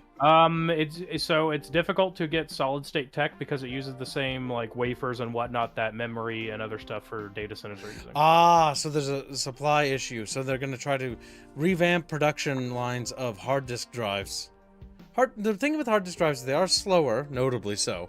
But the big thing about hard disk drive is that they still last a decent amount of time. If you got to hold it onto it till you get a solid state upgrade, that's fair. Ironically, like this AI garbage is ruining everything, like computer related. I mean, industry-wise, yes. Power-wise, yes. Economically, in several factors, yes. And will continue to be probably a detriment going forward. I don't see it changing until the AI bubble bursts, but the issue with that bubble bursting is that's going to affect things even worse. So, it's looking pretty bad. But again, So Bafios we'll find out later. says, back with the Adobe thing, when Pixelogic removed their perpetual license, which I bought for 400 USD, oof, they let you Oh. keep the current version of the product. Any update requires you to go into subscription. That's fucked. That is fucked. I mean, one thing, okay, so my one experience with one of those things was Adobe, and it was them literally trying to call them to cancel the subscription. They said, no, you can't. You're not allowed to. And I'm like, called my credit card company. I'm like, yeah, Adobe won't let me cancel my subscription. I want you to cancel it for me. And they're like, okay. And they canceled it. And they kept denying it. And then I got calls from Adobe like, you can't do that. And it's like, I can. And there's nothing It's you my can do about money. it. Just can't do that. You agreed to do this for like X amount of thing. Like you didn't cancel in time, so you got to do another whole year. And it's like, no, I'm not. and you can't force me to. Oh. And guess what? They can't. You know what they did? Nothing. Because there's nothing you can do. If I don't want to give you money, dare you. I don't have to. How dare you stop giving them money, kids? And so I chose not to give you money anymore. Go straight to hell, Adobe. Yeah, I hate Adobe. I never, ever liked them. I've never used any of these like creative softwares, but I have had to use some stuff for industrial whatnot, like maintenance and like stuff for electrical, for heavy industry like wire manufacturers and extruders and such. And dear Lord, like it's you think it's bad in the creative industry? It's like stage 9 cancer level of bad and like heavy industry. I mean, Holy it's fuck. John Deere over there. See, we have slight Yes. alternatives because we do have things like Clip Studio, right? Like, for example, Word Doc uses like Copilot, and so it's like, that's fine. I'll just use Google Docs. Like, I've been writing most of my lore there anyways because it's good for collaboration. That's about Lazy it. Scene asks, "What's a good art software as an alternative?" Clip You can Studio. use Krita if you like Krita. Photoshop. Isn't Krita abandoned? I'm talking about it's even if it's abandoned, it's good enough that you can do for free. I'm talking free alternatives. Now, Bindio, do you have any you Uh, want to recommend too? No, I only use Krita and Clip Studio. Krita is free if you want. There is a Steam version if you want to support the devs, but you can get for free on their site. It's very good. The only thing also- they don't have is the same amount of brushes that Clip Studio does, but it is a very useful program. I used it for years before I moved to Clip Studio. You can also download Pen to Site 2. That's the way, abandoned, isn't it? Yeah, it's abandoned, so you just can grab it. The version I had, it was in Italian or some shit, and then I had to go and open the code in the files to go and change it to English. Yeah, she'll use this Pen to Site. I don't recommend that one. But yeah, you can use that one as well. It's a pretty good program. It's a lot of people still use it, by the way. It's covers the If you basics. want, okay, a third and final recommendation, Medibang. I used it for a while. Like I've seen some people still using it. It's pretty good and it was free. Little Talbert says there's a 50-year-old equipment running some of the most important infrastructure in a lot of areas I work. No one knows how to fix them because the repair instructions are in a heap somewhere. Yeah, it's Yup. not surprising. There's a lot of like electrical or certain things that have been plugged in forever and nobody knows how to do anything with them. Like what? It just works. I won't bore chat with it, but it's there's a reason blue collar charges such insane amounts nowadays for trades. Polly donates $10 and says, "You agreed to pay us every month for life." In the second paragraph on page 93 of that 362-page contract we attached to the subscription, so canceling is illegal. More and more corporations, yeah. Yeah, because they're like, it's our EULA, you know, we do EULA. I'm like, EULA is not legally Your enforceable. EULA is not legally enforceable, my friend. Yeah, I don't have to To be pay honest, you, and I choose Same tax, to Polly? cancel my subscription. Just like they can choose like, but we might like blacklist your bandy or whatever, and I'm like, okay, go ahead. I'm not coming back. I'm not coming. It's funny. Plake mentions ATM machines running on Windows 95. A lot of our slot machines run on Windows Vista. Yep. Oh my god. Lots of things like that never upgraded and stayed at what they were manufactured at because it's too expensive to upgrade, and good luck finding someone to service it. Kiwi Polly says, donates another go ahead. $5 and says, "But we reserve the right to remove your access to the product we're providing at any point of our convenience." Same corpos, yeah. Yeah. Yeah. Little Kiwi Fish Man says, I bought into a Dobby. Used it for less than a month. Listen, he's Sqeeney. He doesn't know how to speak. Wasn't able to cancel the subscription after about 2 years when I finally said, fuck it. So I hate Adobe with a passion. That's fair. I mean, if it's not like a lot of money, like, I mean, it isn't, right? It's like, okay, well, it only takes so much per like month, right? But it stacks up every month. It's like, I ain't You doing need- that. For me, You know it's they do a that. lot. Well, yeah, Is- because is they it, don't do they do regional that- pricing. Adobe doesn't. Yes, it's so fucking expensive here. So it's the Yeah, same as well. USD rate, but for you. Yes. Because Adobe has got a monopoly, and they're kind of cringe. Like, for example, my drawing tablet, manufactured by Wacom or whatever, and they have a monopoly on a lot of things, but they've been kind of slowly losing that monopoly, and so Wacom doesn't have the ability to do what they used to do. We're like, Oh, well, iPhone is so we're expensive here. yeah, I know. I've got this massive 7-inch Wacom tablet. And on my you're butt so tablet. jealous. And I hate you for It's a that. nice Wow, 27 Indio's a inch. size Oh, queen. what's this chat. right next to it? Oh, course that's a he is. 13-inch Indio HD loves Cintiq. Indio wants to be stepped as on well. by big women. Oh, you want that I think India 13-inch should be Cintiq? forced to.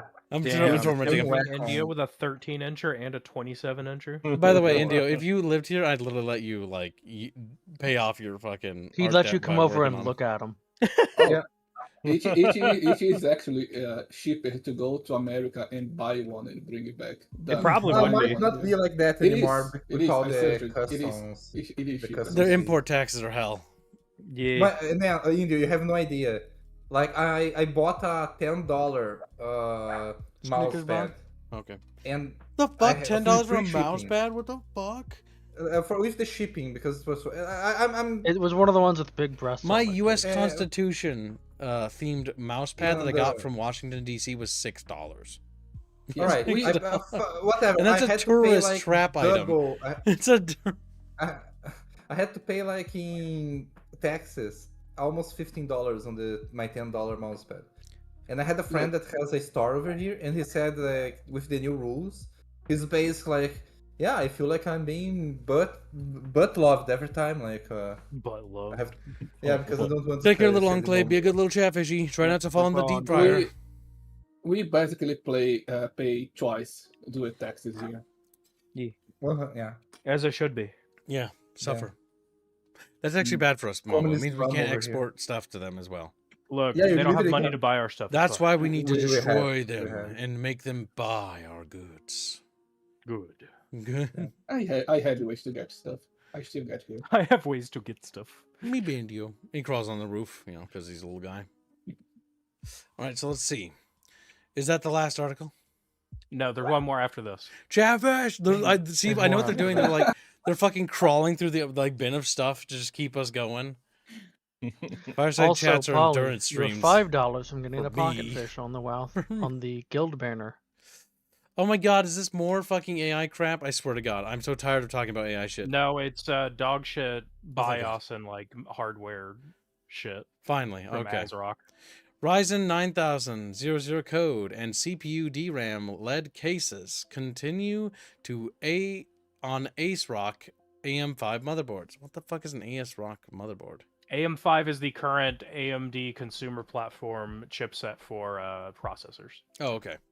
I don't have AMD stuff, so I don't know. 5 fresh user reports that describe the Ryzen 9000 CPUs dying or refusing to post on ASRock AM5 motherboards. That's not good. The cases span Ryzen 5 9600. Oh my god, I hate doing numbers. Ryzen 7. Oh, okay, listen, a lot of them. Okay, you can see them right there. Okay, like there they are, chat. Right there, you got eyeballs. You get across the threads.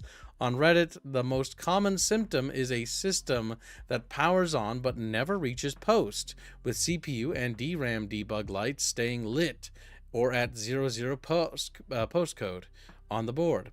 One report also states that flashing BIOS 4.03 via BIOS flashback did not restore boot functionality.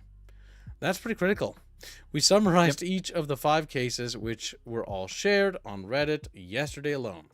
Ryzen 5 9600X plus B850 Pro-A system built around May 2025. The user reports a later no-post state with CPU and DRAM LEDs solid red and no change after BIOS flashback to 4.03 CMOS clearing and swapping RAM kits, as well as Ryzen 7 9700X plus B850M-X. Redditor reports a sudden no-post boot with CPU and DRAM debug LEDs, then reports the same outcome after troubleshooting and a motherboard swap to a Gigabyte board, leading to a CPU RMA. Ryzen 7 9700. Okay, you guys get the point. Basically, there's Yeah, something so- really fucky with their stuff. Just like what happened with the CPUs a while ago, because I have one of those faulty CPUs too. The ones that if it heats up, it starts to disintegrate. So I have it locked at a certain thing, so I can't go higher above it. Yeah, essentially, there's either an issue with a driver setup for BIOS for these AM5 processors, or ASRock is having significant quality control issues, which is the main company. It's not just ASRock; it's a bunch of other ones. But ASRock is the one that's being focused on because they're killing the most right now. Now it's all within the span of within approximately 2 days is when these posts are have been made. So it is rather sharp in terms of the fact that it's all around the same ballpark. So that's why, yes, you are right, Stone Age. It's a techie article based on 5 Reddit posts, which means it's not something to put too much stock into, but it is worth noting, if that makes sense. It's something to keep in mind if you're looking at the AM5 platform. Make sure you do research on your motherboard you're getting. Now, I think that safely concludes today's stream, so we can move on to the next one. Because it's time. It's time to do Star Wars game, because Wait, no! We haven't even gotten to the main fucking article of today! Oh my god. All right. Damn. Well, Hold on. Chatfishes. we One almost sec. had him, yeah. Chat about to beat you. I You almost skipped skipped the main, like, fucking cover thing. Oh my god. The Dawn of War. So, finally, something a little bit less techie, because techie stuff makes my eyes gloss over, but it's worth noting, because you should be aware of these problems, because they are bad. Also, don't forget to like the stream chat. Only 50 likes, and there are 80 chatfish. It should say 1,000 likes. Like, what? Do your part, chat. Support your Kids kid. is asking you to buy bots. Do not I do will that. give a like because I Do am not on bot. streams. Your individual like is more valuable than a bot's. If I wanted numbers, I would get fake likes. I want your likes, chat, because you matter to me, because you're fat.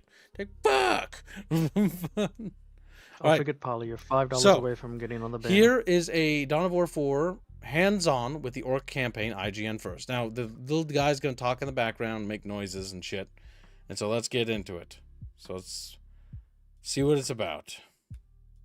The campaign has always been my favorite part of Dawn of War, putting its RTS action into the context of the wild, over-the-top, operatic drama of the far future.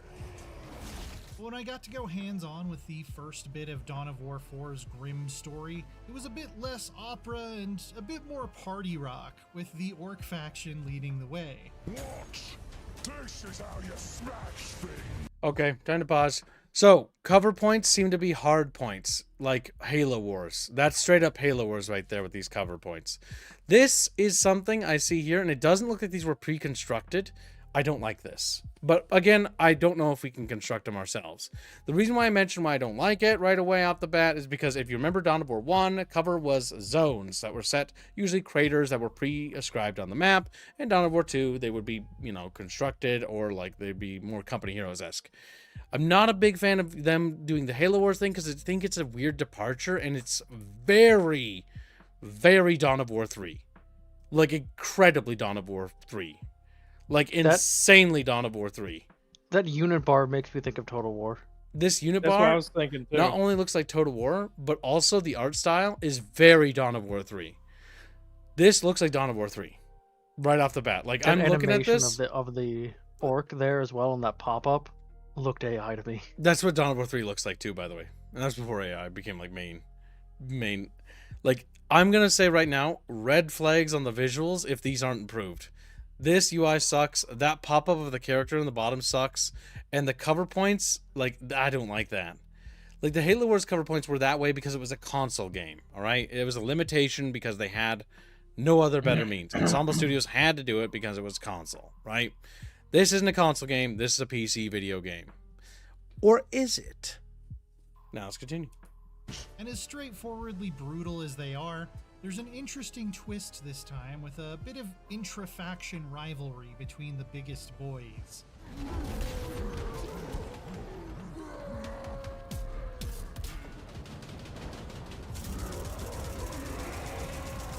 There is a brief 2-mission tutorial when you first load up Dawn of War 4 featuring the Space Marines and the Imperial Guard, but in terms of the main meat of the campaign, Each of the 4 factions has their own story with a specific spot in the larger unfolding narrative.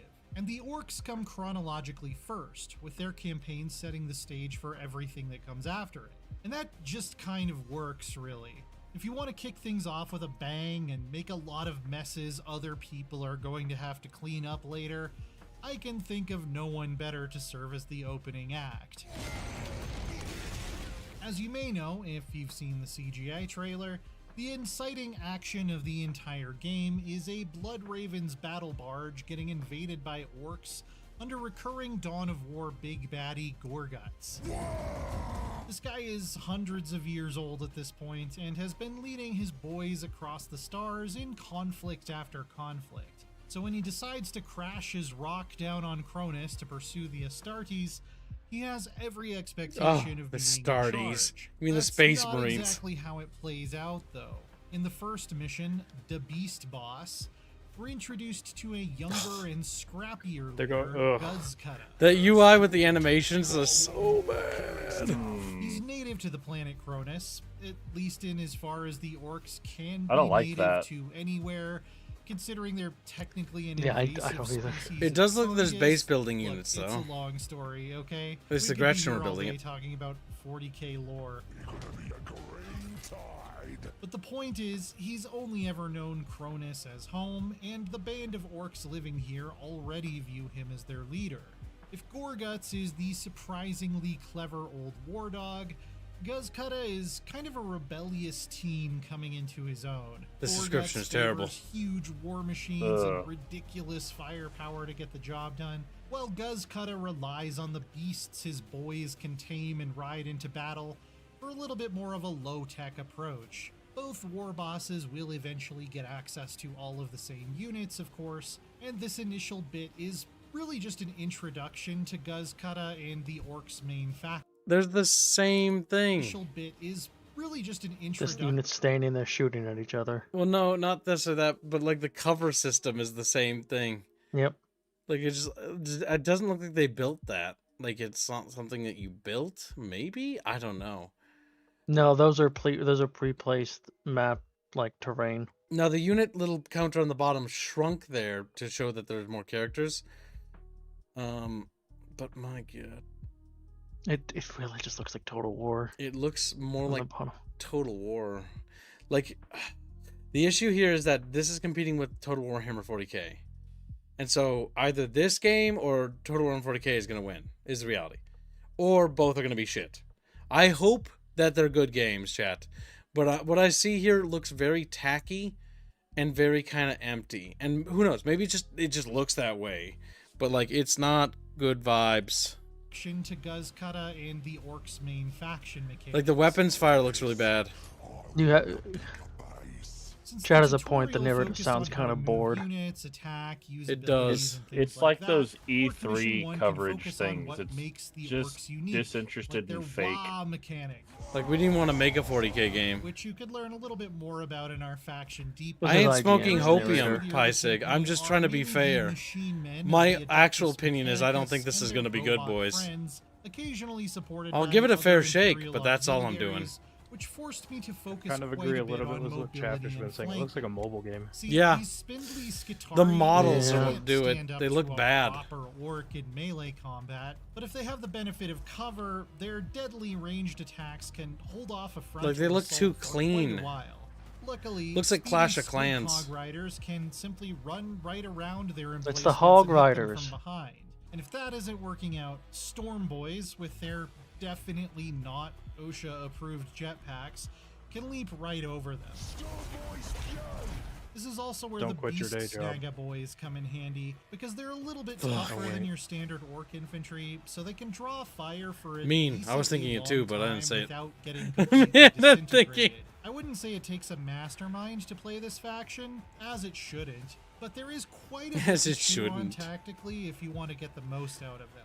Like, do the Relentless buildings have aggression crunch is states? rewarded in multiple He ways, sounds so including bored. growing the size of your squad You know, he doesn't sound like he cares. This is a bad with guy. experience to become a proper Yeah, this was a horde. terrible Combine narrator that with a for this. little cleverness, and now you're Like, really he's actively making me less interested in the game, actually.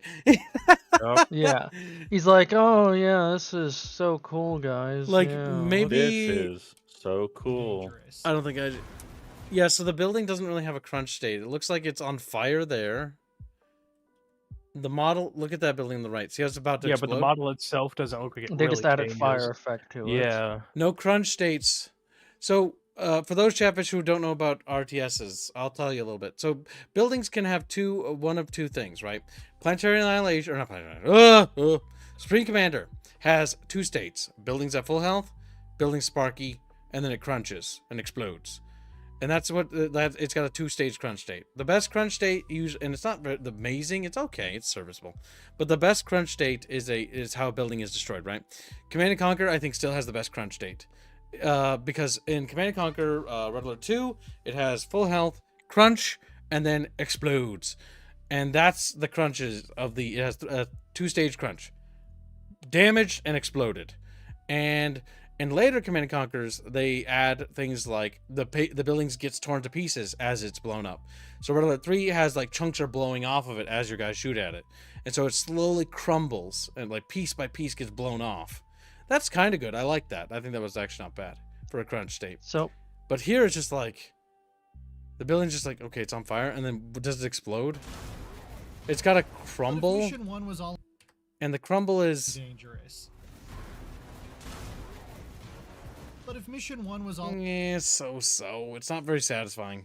It's better than nothing. Okay, at least it didn't just poof into smoke. This reminds you of what I'm you looking at expect- the models, and even just the unit variety. Like, I'm not seeing a huge variety of units for the Yeah, orcs. like, I I'm feel seeing a sword icon, the rider icon, and there was a gun icon. Yeah, because these are the different archetypes, right? So let's see. Here we've That got one, it's just there's different- swords. like that's a sword, that's a gun.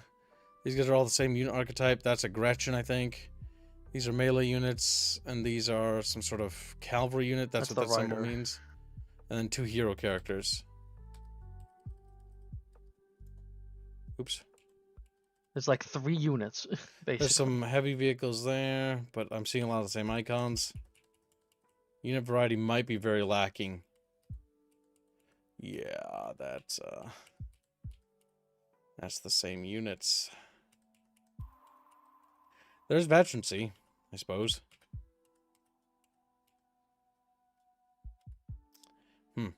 Well, let's just keep going. to get my answers. The mission landing party, or at least the ones who survived the crash, under attack by the AdMech. If you hear Gorgut's Kill me now. version, of course, Kill me you'll be now. fine. This guy doesn't even But sound from Gus remotely Cutta's excited. perspective, he totally saved the day.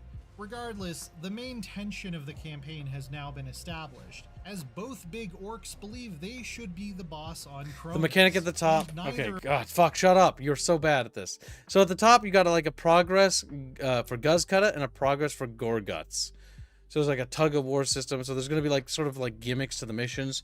Underneath my little head, you can see stuff, chat. The maps all kind of look like skirmish maps, by the way, throughout this reveal trailer. Like there you can see that was all in the same map. Like look at the mini map. Watch. See?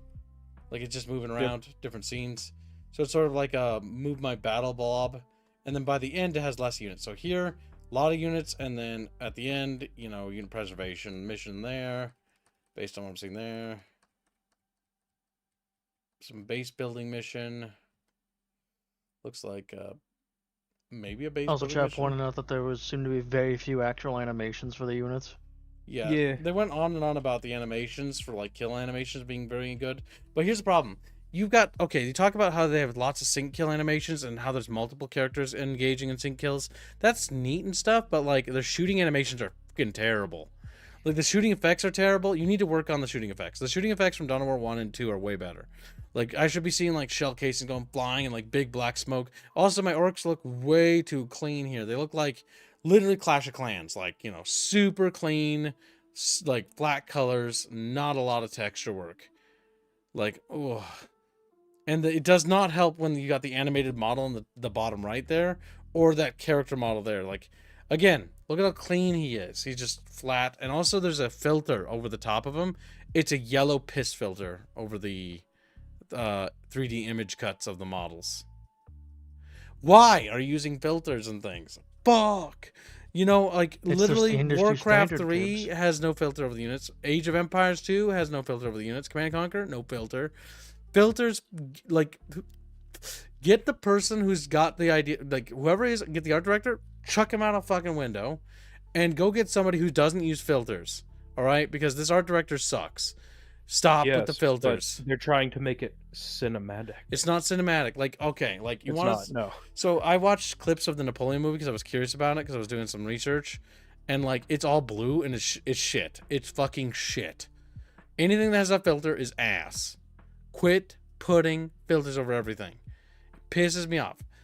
I'm just waiting for the nitpick fish to go. But if you use a filter in this one scene, that means Kip says. I don't get this. On to the frying pan with you. Pedantic little fucks who are looking for things to whine Wait, no, about. you have a fryer now. Into the deep fryer. Yep, sizzle.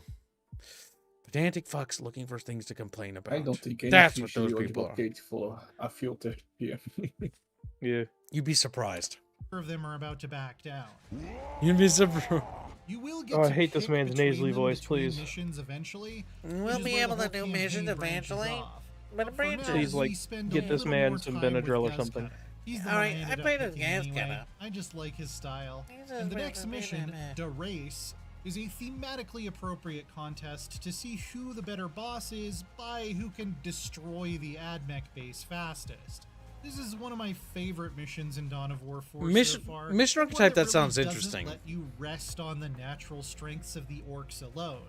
While you're making your way up the left side of the map, Gorguts is clawing up the right. So, there's a lot of problems with this game. The mission design sounds all right, at least from that perspective, as long as they do fun stuff like that. But the big problem I have with this is that A, the presenter's not excited. And why isn't he excited? It's just a paycheck. Is it just because he's a games journo?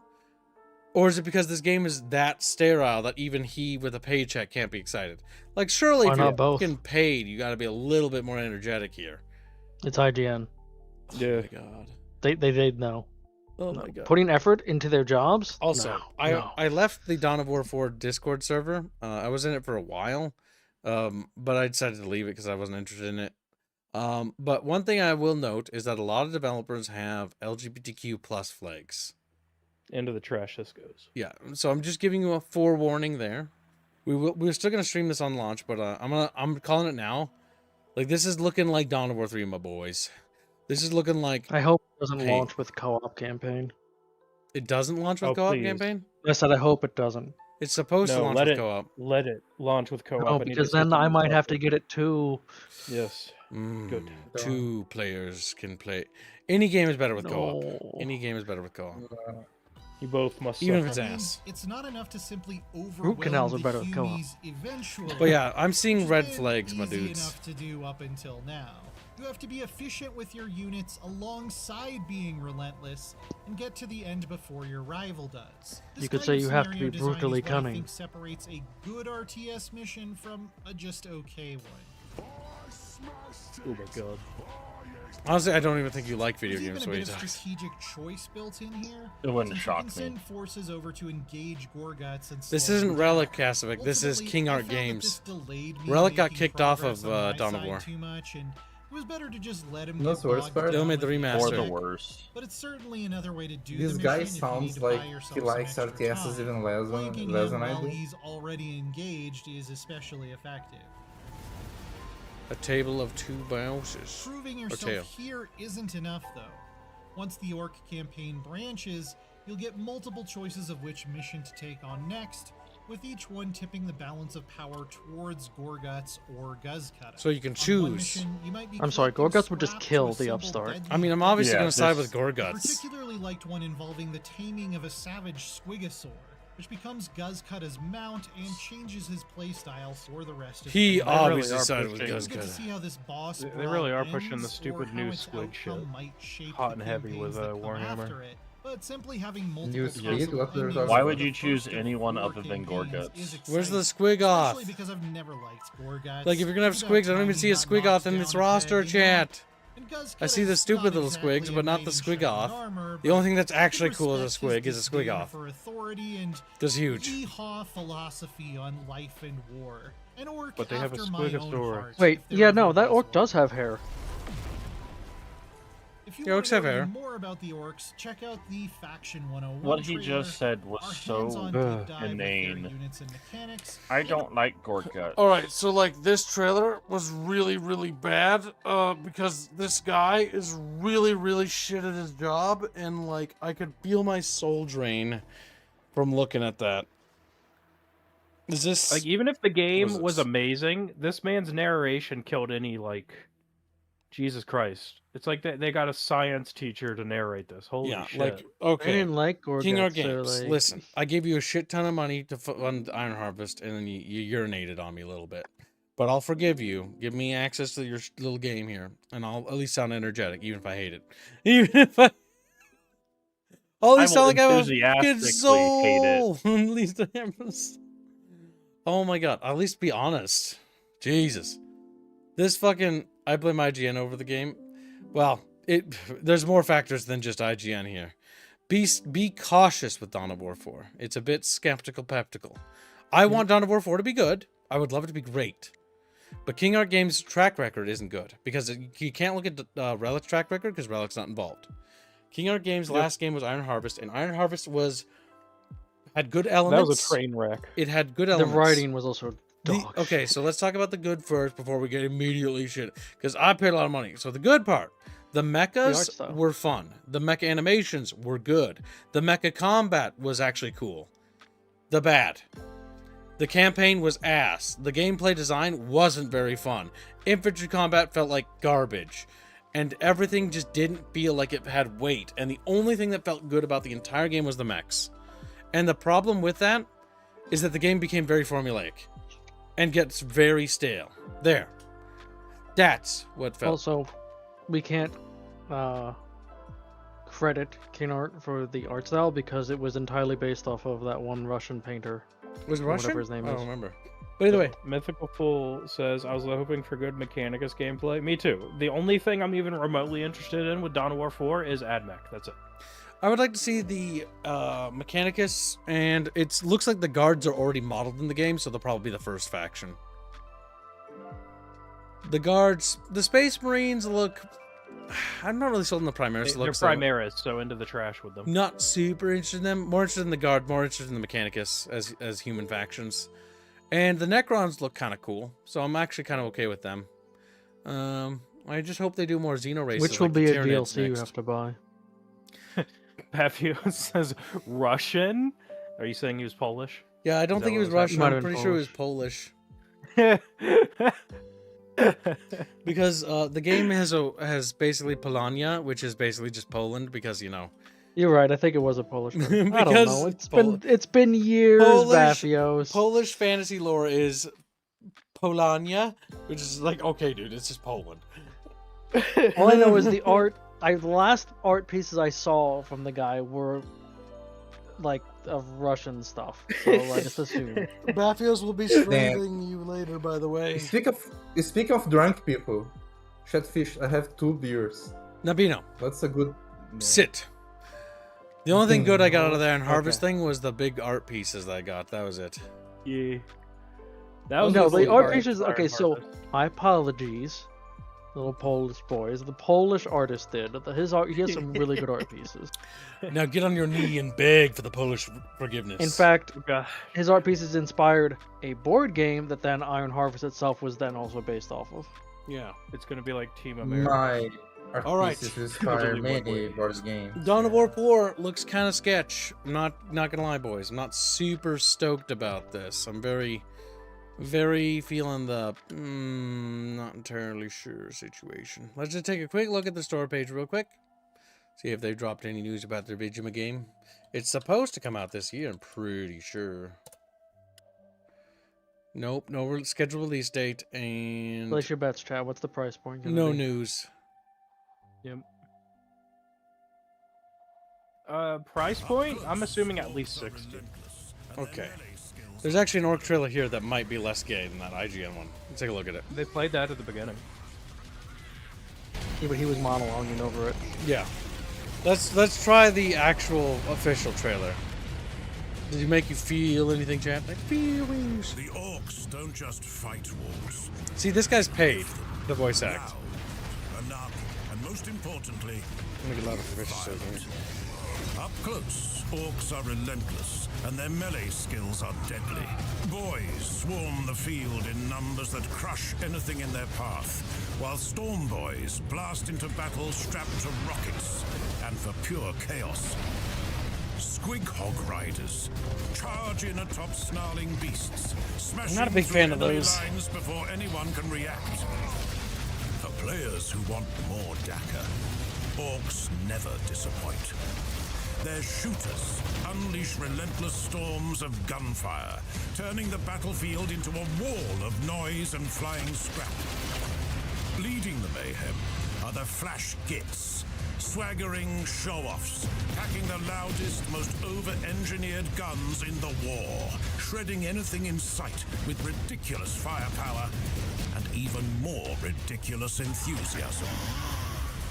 And when brute force is required, orcs bring the heavy stuff. Death dreads, walking scrap nightmares built to stomp and smash.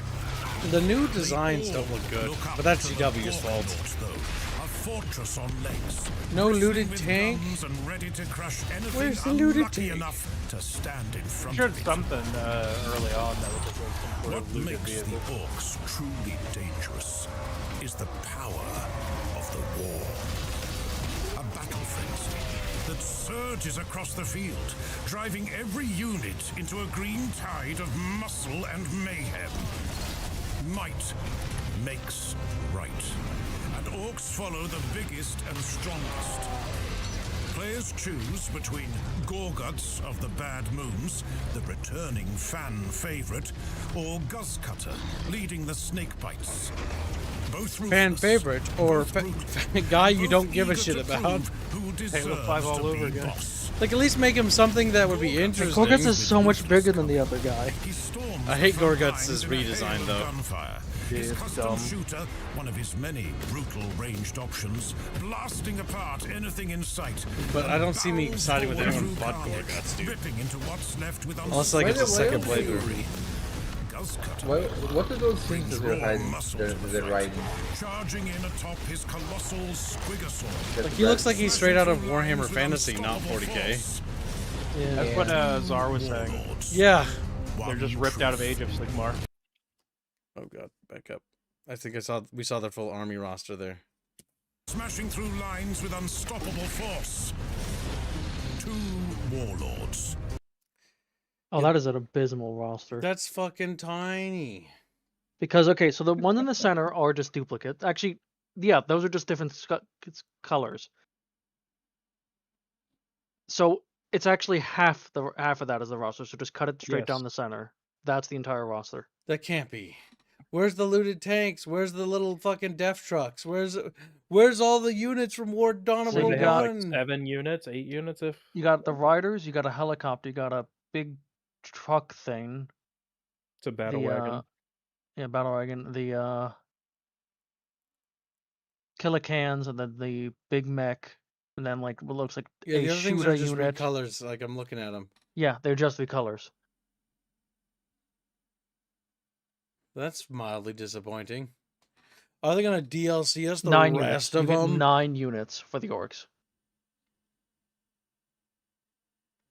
This is Dawn of War 3, guys.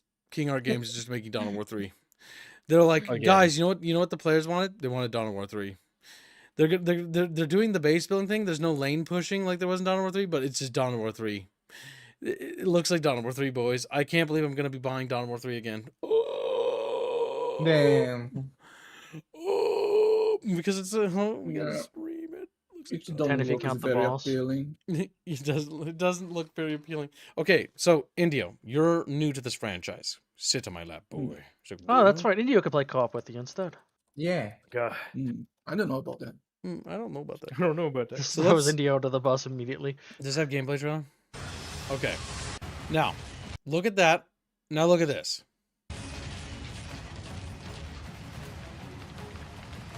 Look Look at the animations. Look at the movement. Look at the personality. Look at how clear things are to see the units and stuff. Yeah. Actually, it's better animation. Look at the They wanted to animations show are all better. the different animations. They were actually, you know, proud of it. The animation is the first thing I look. This is the first Dawn of War, by the way. Do you want to play this, or do you want to play the other one? I would probably pick this one, yes. Art Crusade is no contest.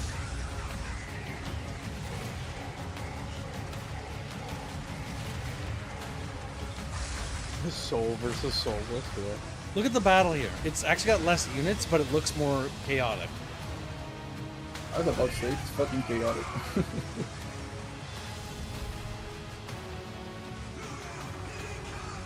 Look, units are moving as they shoot, but they're just standing still. Yeah, there's movement and motion.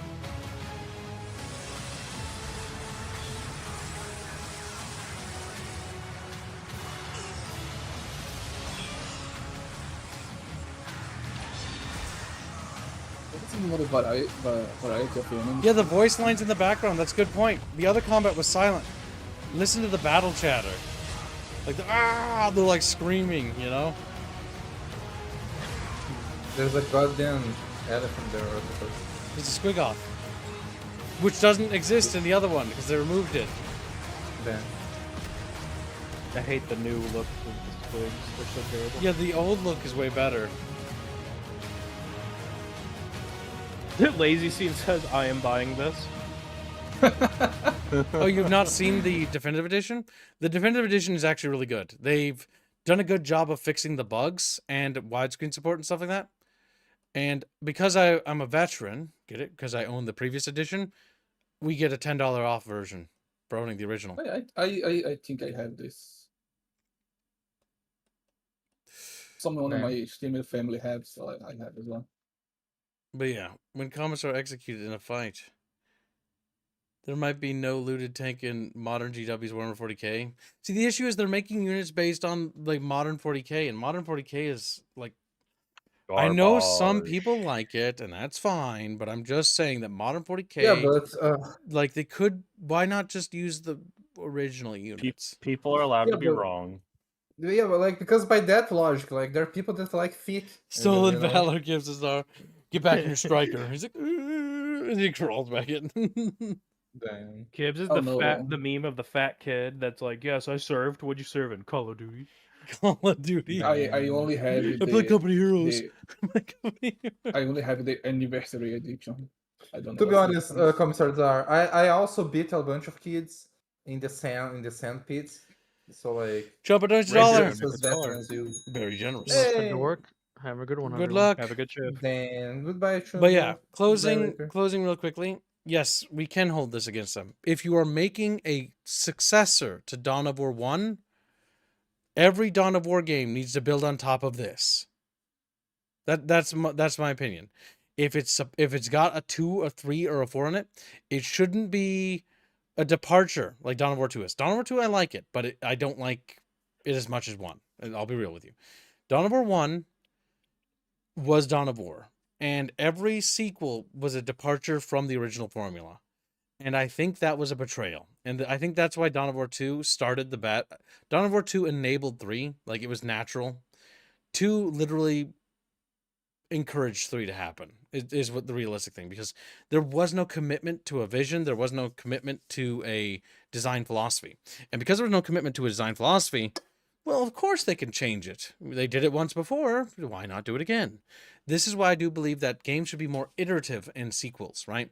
A sequel should be iterative and it should build on top of the core foundations of what came before, not take drastic departures. Now, Dawn of War 2, I still like it, but I don't like it as much as 1. And that's just my opinion. And we all have different opinions here. But I think that's what enabled 3 to happen. And that's why 4 is like this weird amalgamation of like 3 and 2 and 1 all in one. And it's not a good look. It doesn't look good. Because if you want to honor the foundations of what made the original great, was that the original one had character. It was very much focused on the character of the gameplay. And it was very much focused on the caricatures of each faction. They were all comically like animated, Like in terms of like super like unique in how they portrayed, a little bit over the top with like the las guns having recoil, but at the same time, that's part of what gave it soul to begin with. You know what I mean? Hey, Polynates, $5. Title 1 is the standard to compare games. That's an unfortunate truth. Hashtag Champas Pizza, hashtag sandwich, hashtag cook clips. Yep, thank you for the Thank you, donation. my dude. But yes, I think if you're making a sequel, your sequel needs to be better than the original, right? It needs to build on top of what the original did. And that is a core thing you must do. If you're making another Halo, Halo 2 should try to build on top of what Halo 1 did. And it did. It didn't do it perfectly in every way, and that's kind of Microsoft's meddling and basically rushing it out the door before it was actually finished. Hence why a lot of the end sections were undercooked, just like they were for the first game, and the same happened to 3. But regardless, you'll notice that a pattern throughout the Halo trilogy. Each one is attempting to improve upon the core designs. And whether it succeeds or doesn't, at least they're trying. And that you can feel.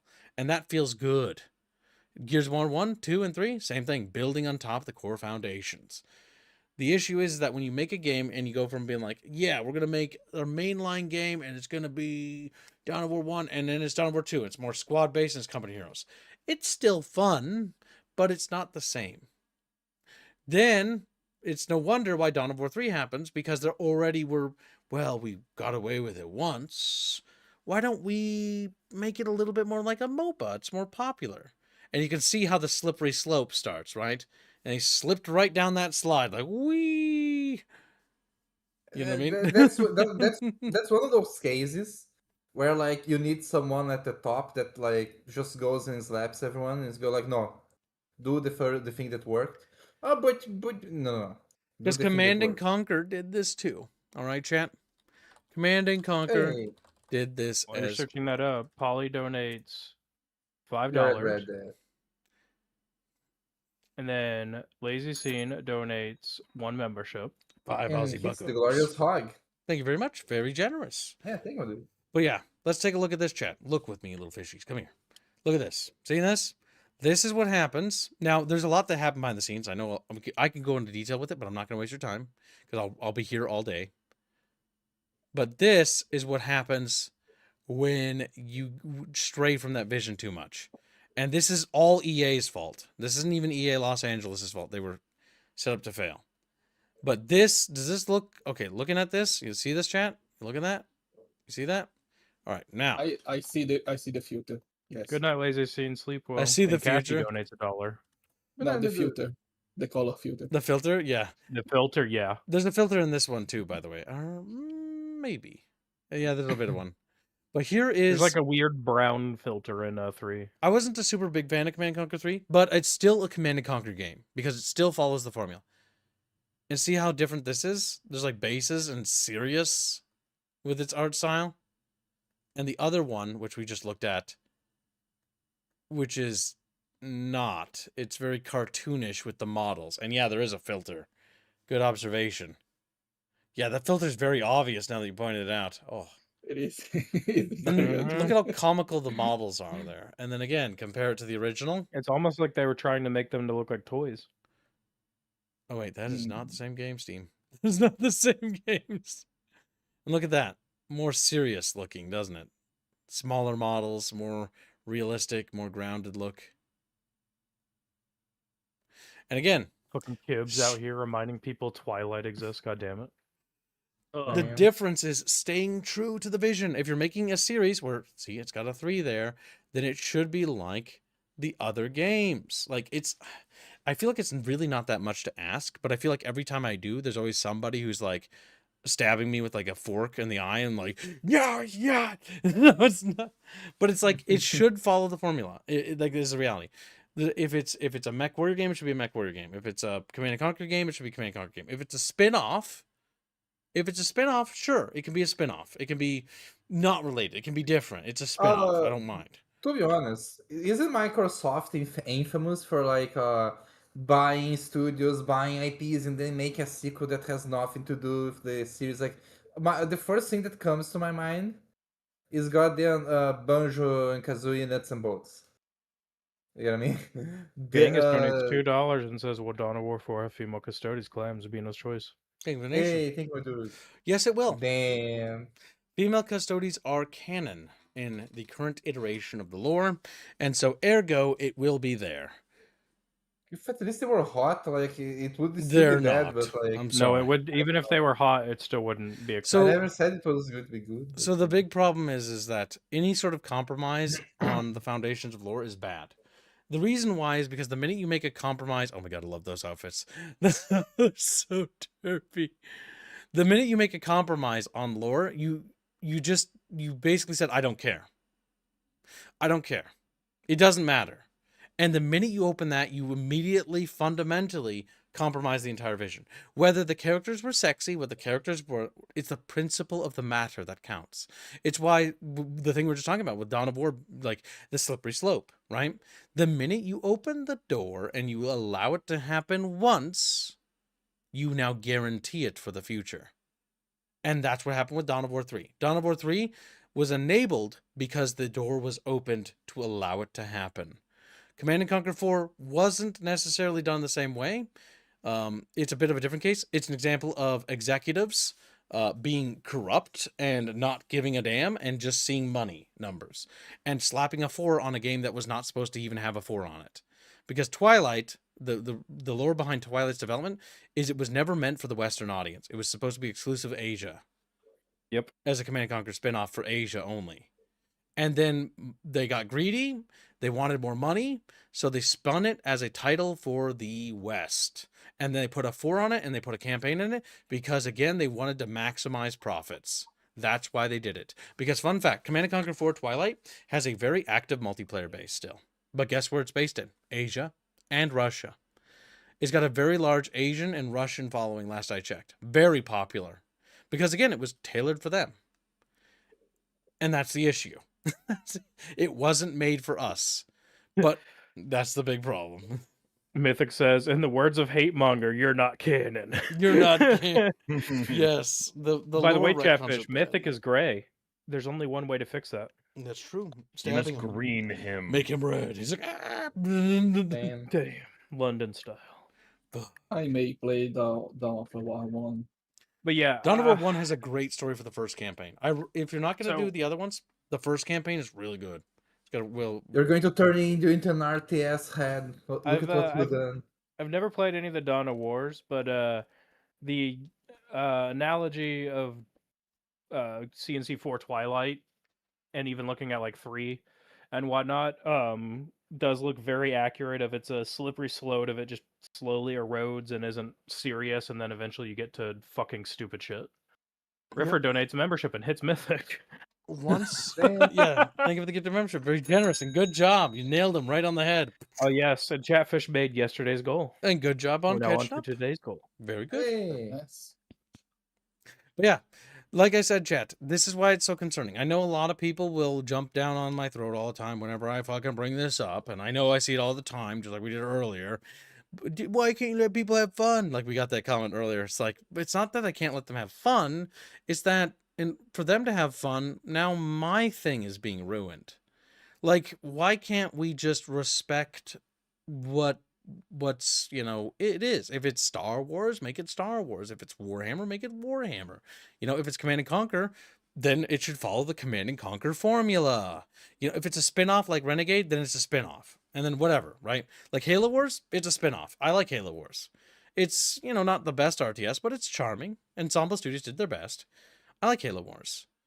And it's charming, and it's its own thing, and it's a spin-off, and it's not trying to erase the original. It's not trying to change the formula. It's a spin-off. Perfectly acceptable.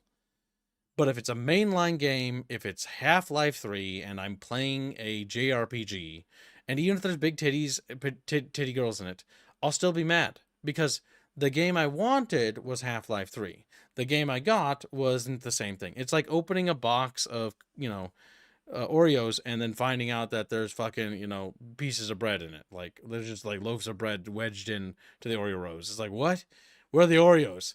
Like, I like bread, I guess, but like, that's really not what I'm looking for. To be honest, Oreos are pretty bad, so like. Yes, bread Pino, is but really whatever. Donates Semantics. membership and hits Big Zug. Yes. Hey.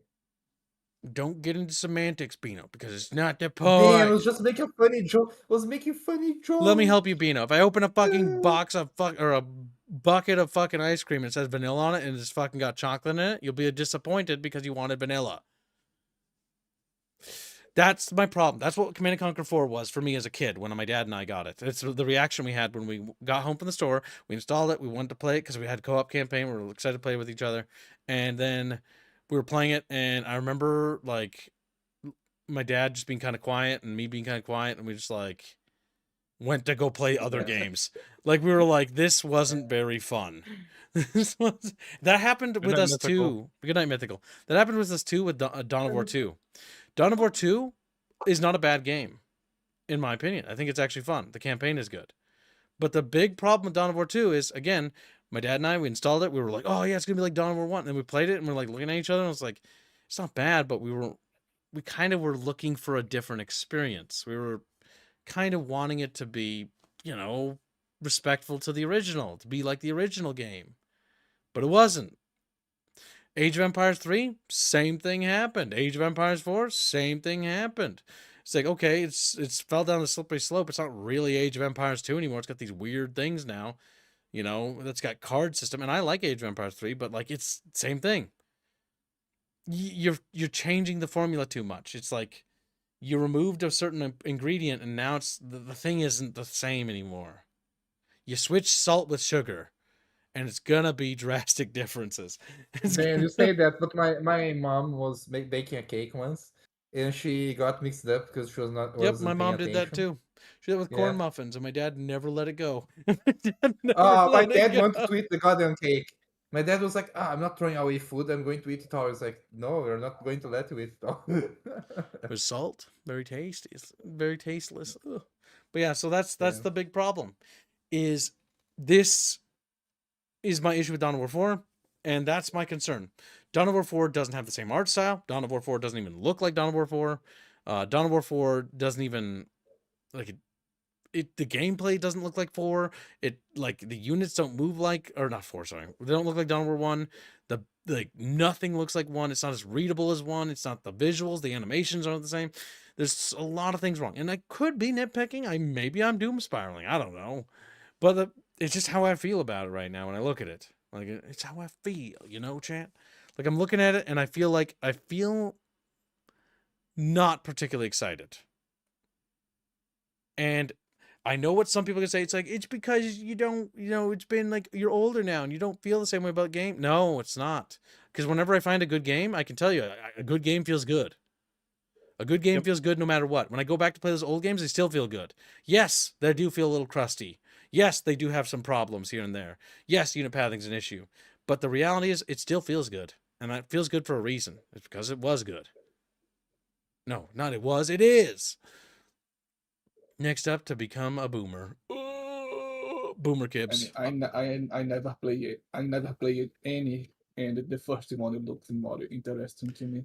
I mean, that's true. That's also why I brought you on here, Indio, because you have no experience with a lot of the games we play. And so it's actually a fresh take to get someone else's opinion. And hearing you say that when you look at the new Dawn of War, you're disinterested, but you look at the old Dawn of War when we showed you that, and you're like, this looks fun. I might even try this, as somebody who doesn't even like RTSs. That speaks volumes, because what it tells us right there is that there is an actual difference. We're not out of touch. It is they who are out of touch. Little Pika Fish says, don't need to get excited for no reason. We can always wait and play if it turns out to be good. Yeah, true. Exactly. I mean, that's a good mindset to have. I want Dawn of War 4 to be good. But I'm also leveling my expectations to reality. King Art Games doesn't have a good track record. They're looking at Dawn of War 3 for inspiration. That's bad. Despite the fact they said they weren't. It's like, we'll find out. And if it turns out to be good, awesome. If we turn out to be wrong, hell yeah. If we turn out to be right, fuck. Yeah. Not ideal. Not ideal. I really wish I'd be wrong, but they don't let me. They keep proving me right, and I don't like it. Being right about some things is worse than anything else, yes, than being wrong. And in this case, yes. Polly donates $5 and says, geez, let people have fun. Has killed several games. I had some promise, but got lost in toxic positivity. Yes. Always does. then Riffer donates 1 to 3 memberships, and it says activate my chatfish. Yes, and Never. He Is it also gave a choice for me, you, and Alpine. Yes, Indio has $10 worth of choice. Beano has $7 worth of choice.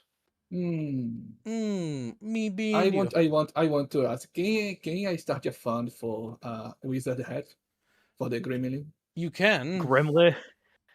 Okay. I'll ask Bon how much. I don't think it's terribly much. But we can Okay, have a then wizard I hat got- made and then put onto the model. Yes, they are gonna fund Gremlin has a been wizard amazing. hat for the Gremlin.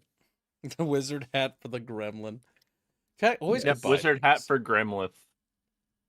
Why do you guys want to dress me up as a roach? Why do you want to dress me up? Then Genghis donates $5 and says, imagine if the next Hearts of Iron had dating sim mechanic Clam, Fim Bavaria, Fim Ship. It would be weird. Honestly, yeah. Part of me thinks that could be really funny if it's implemented in a correct way. As a comedic thing, yes, it would be funny. But like as an official mechanic, It doesn't belong in the game. it would be annoying because there's so many problems with that game that have not been fixed, and it's agitating. Let's tack on more game mechanics before we fix anything else. It's like, okay, instead of fixing like the naval combat or all the things you broke, you just fucking added another mechanic. Like maybe fix the shit you have. And finally give us finances. Oh my god. Don't get me started on Hearts of Iron. I'm going to start whining about the fact that there's no economy in the game still. There isn't. It's just magic factories that are magic. Magic. What's my nation's economy? What's a war bond? We don't even know. We don't even...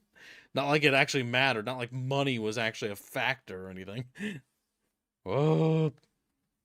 All right, so either way, you guys are chatfishes, and I'm not. We'll activate my chat. Actually, no, I have a chatfish. Fuck. Activate my Did you chatfish. activate Riffords? Yep, he's on now. There we go. Okay. Okay, I think we've gone through Dawn of War 4. I would be cautious with this one. We'll find out at launch. Hopefully, we're wrong, and our caution is completely unfounded, and the game is amazing, and we have the best fucking Dawn of War game ever made. But I'm scared, boys. I'm scared. I'm scared.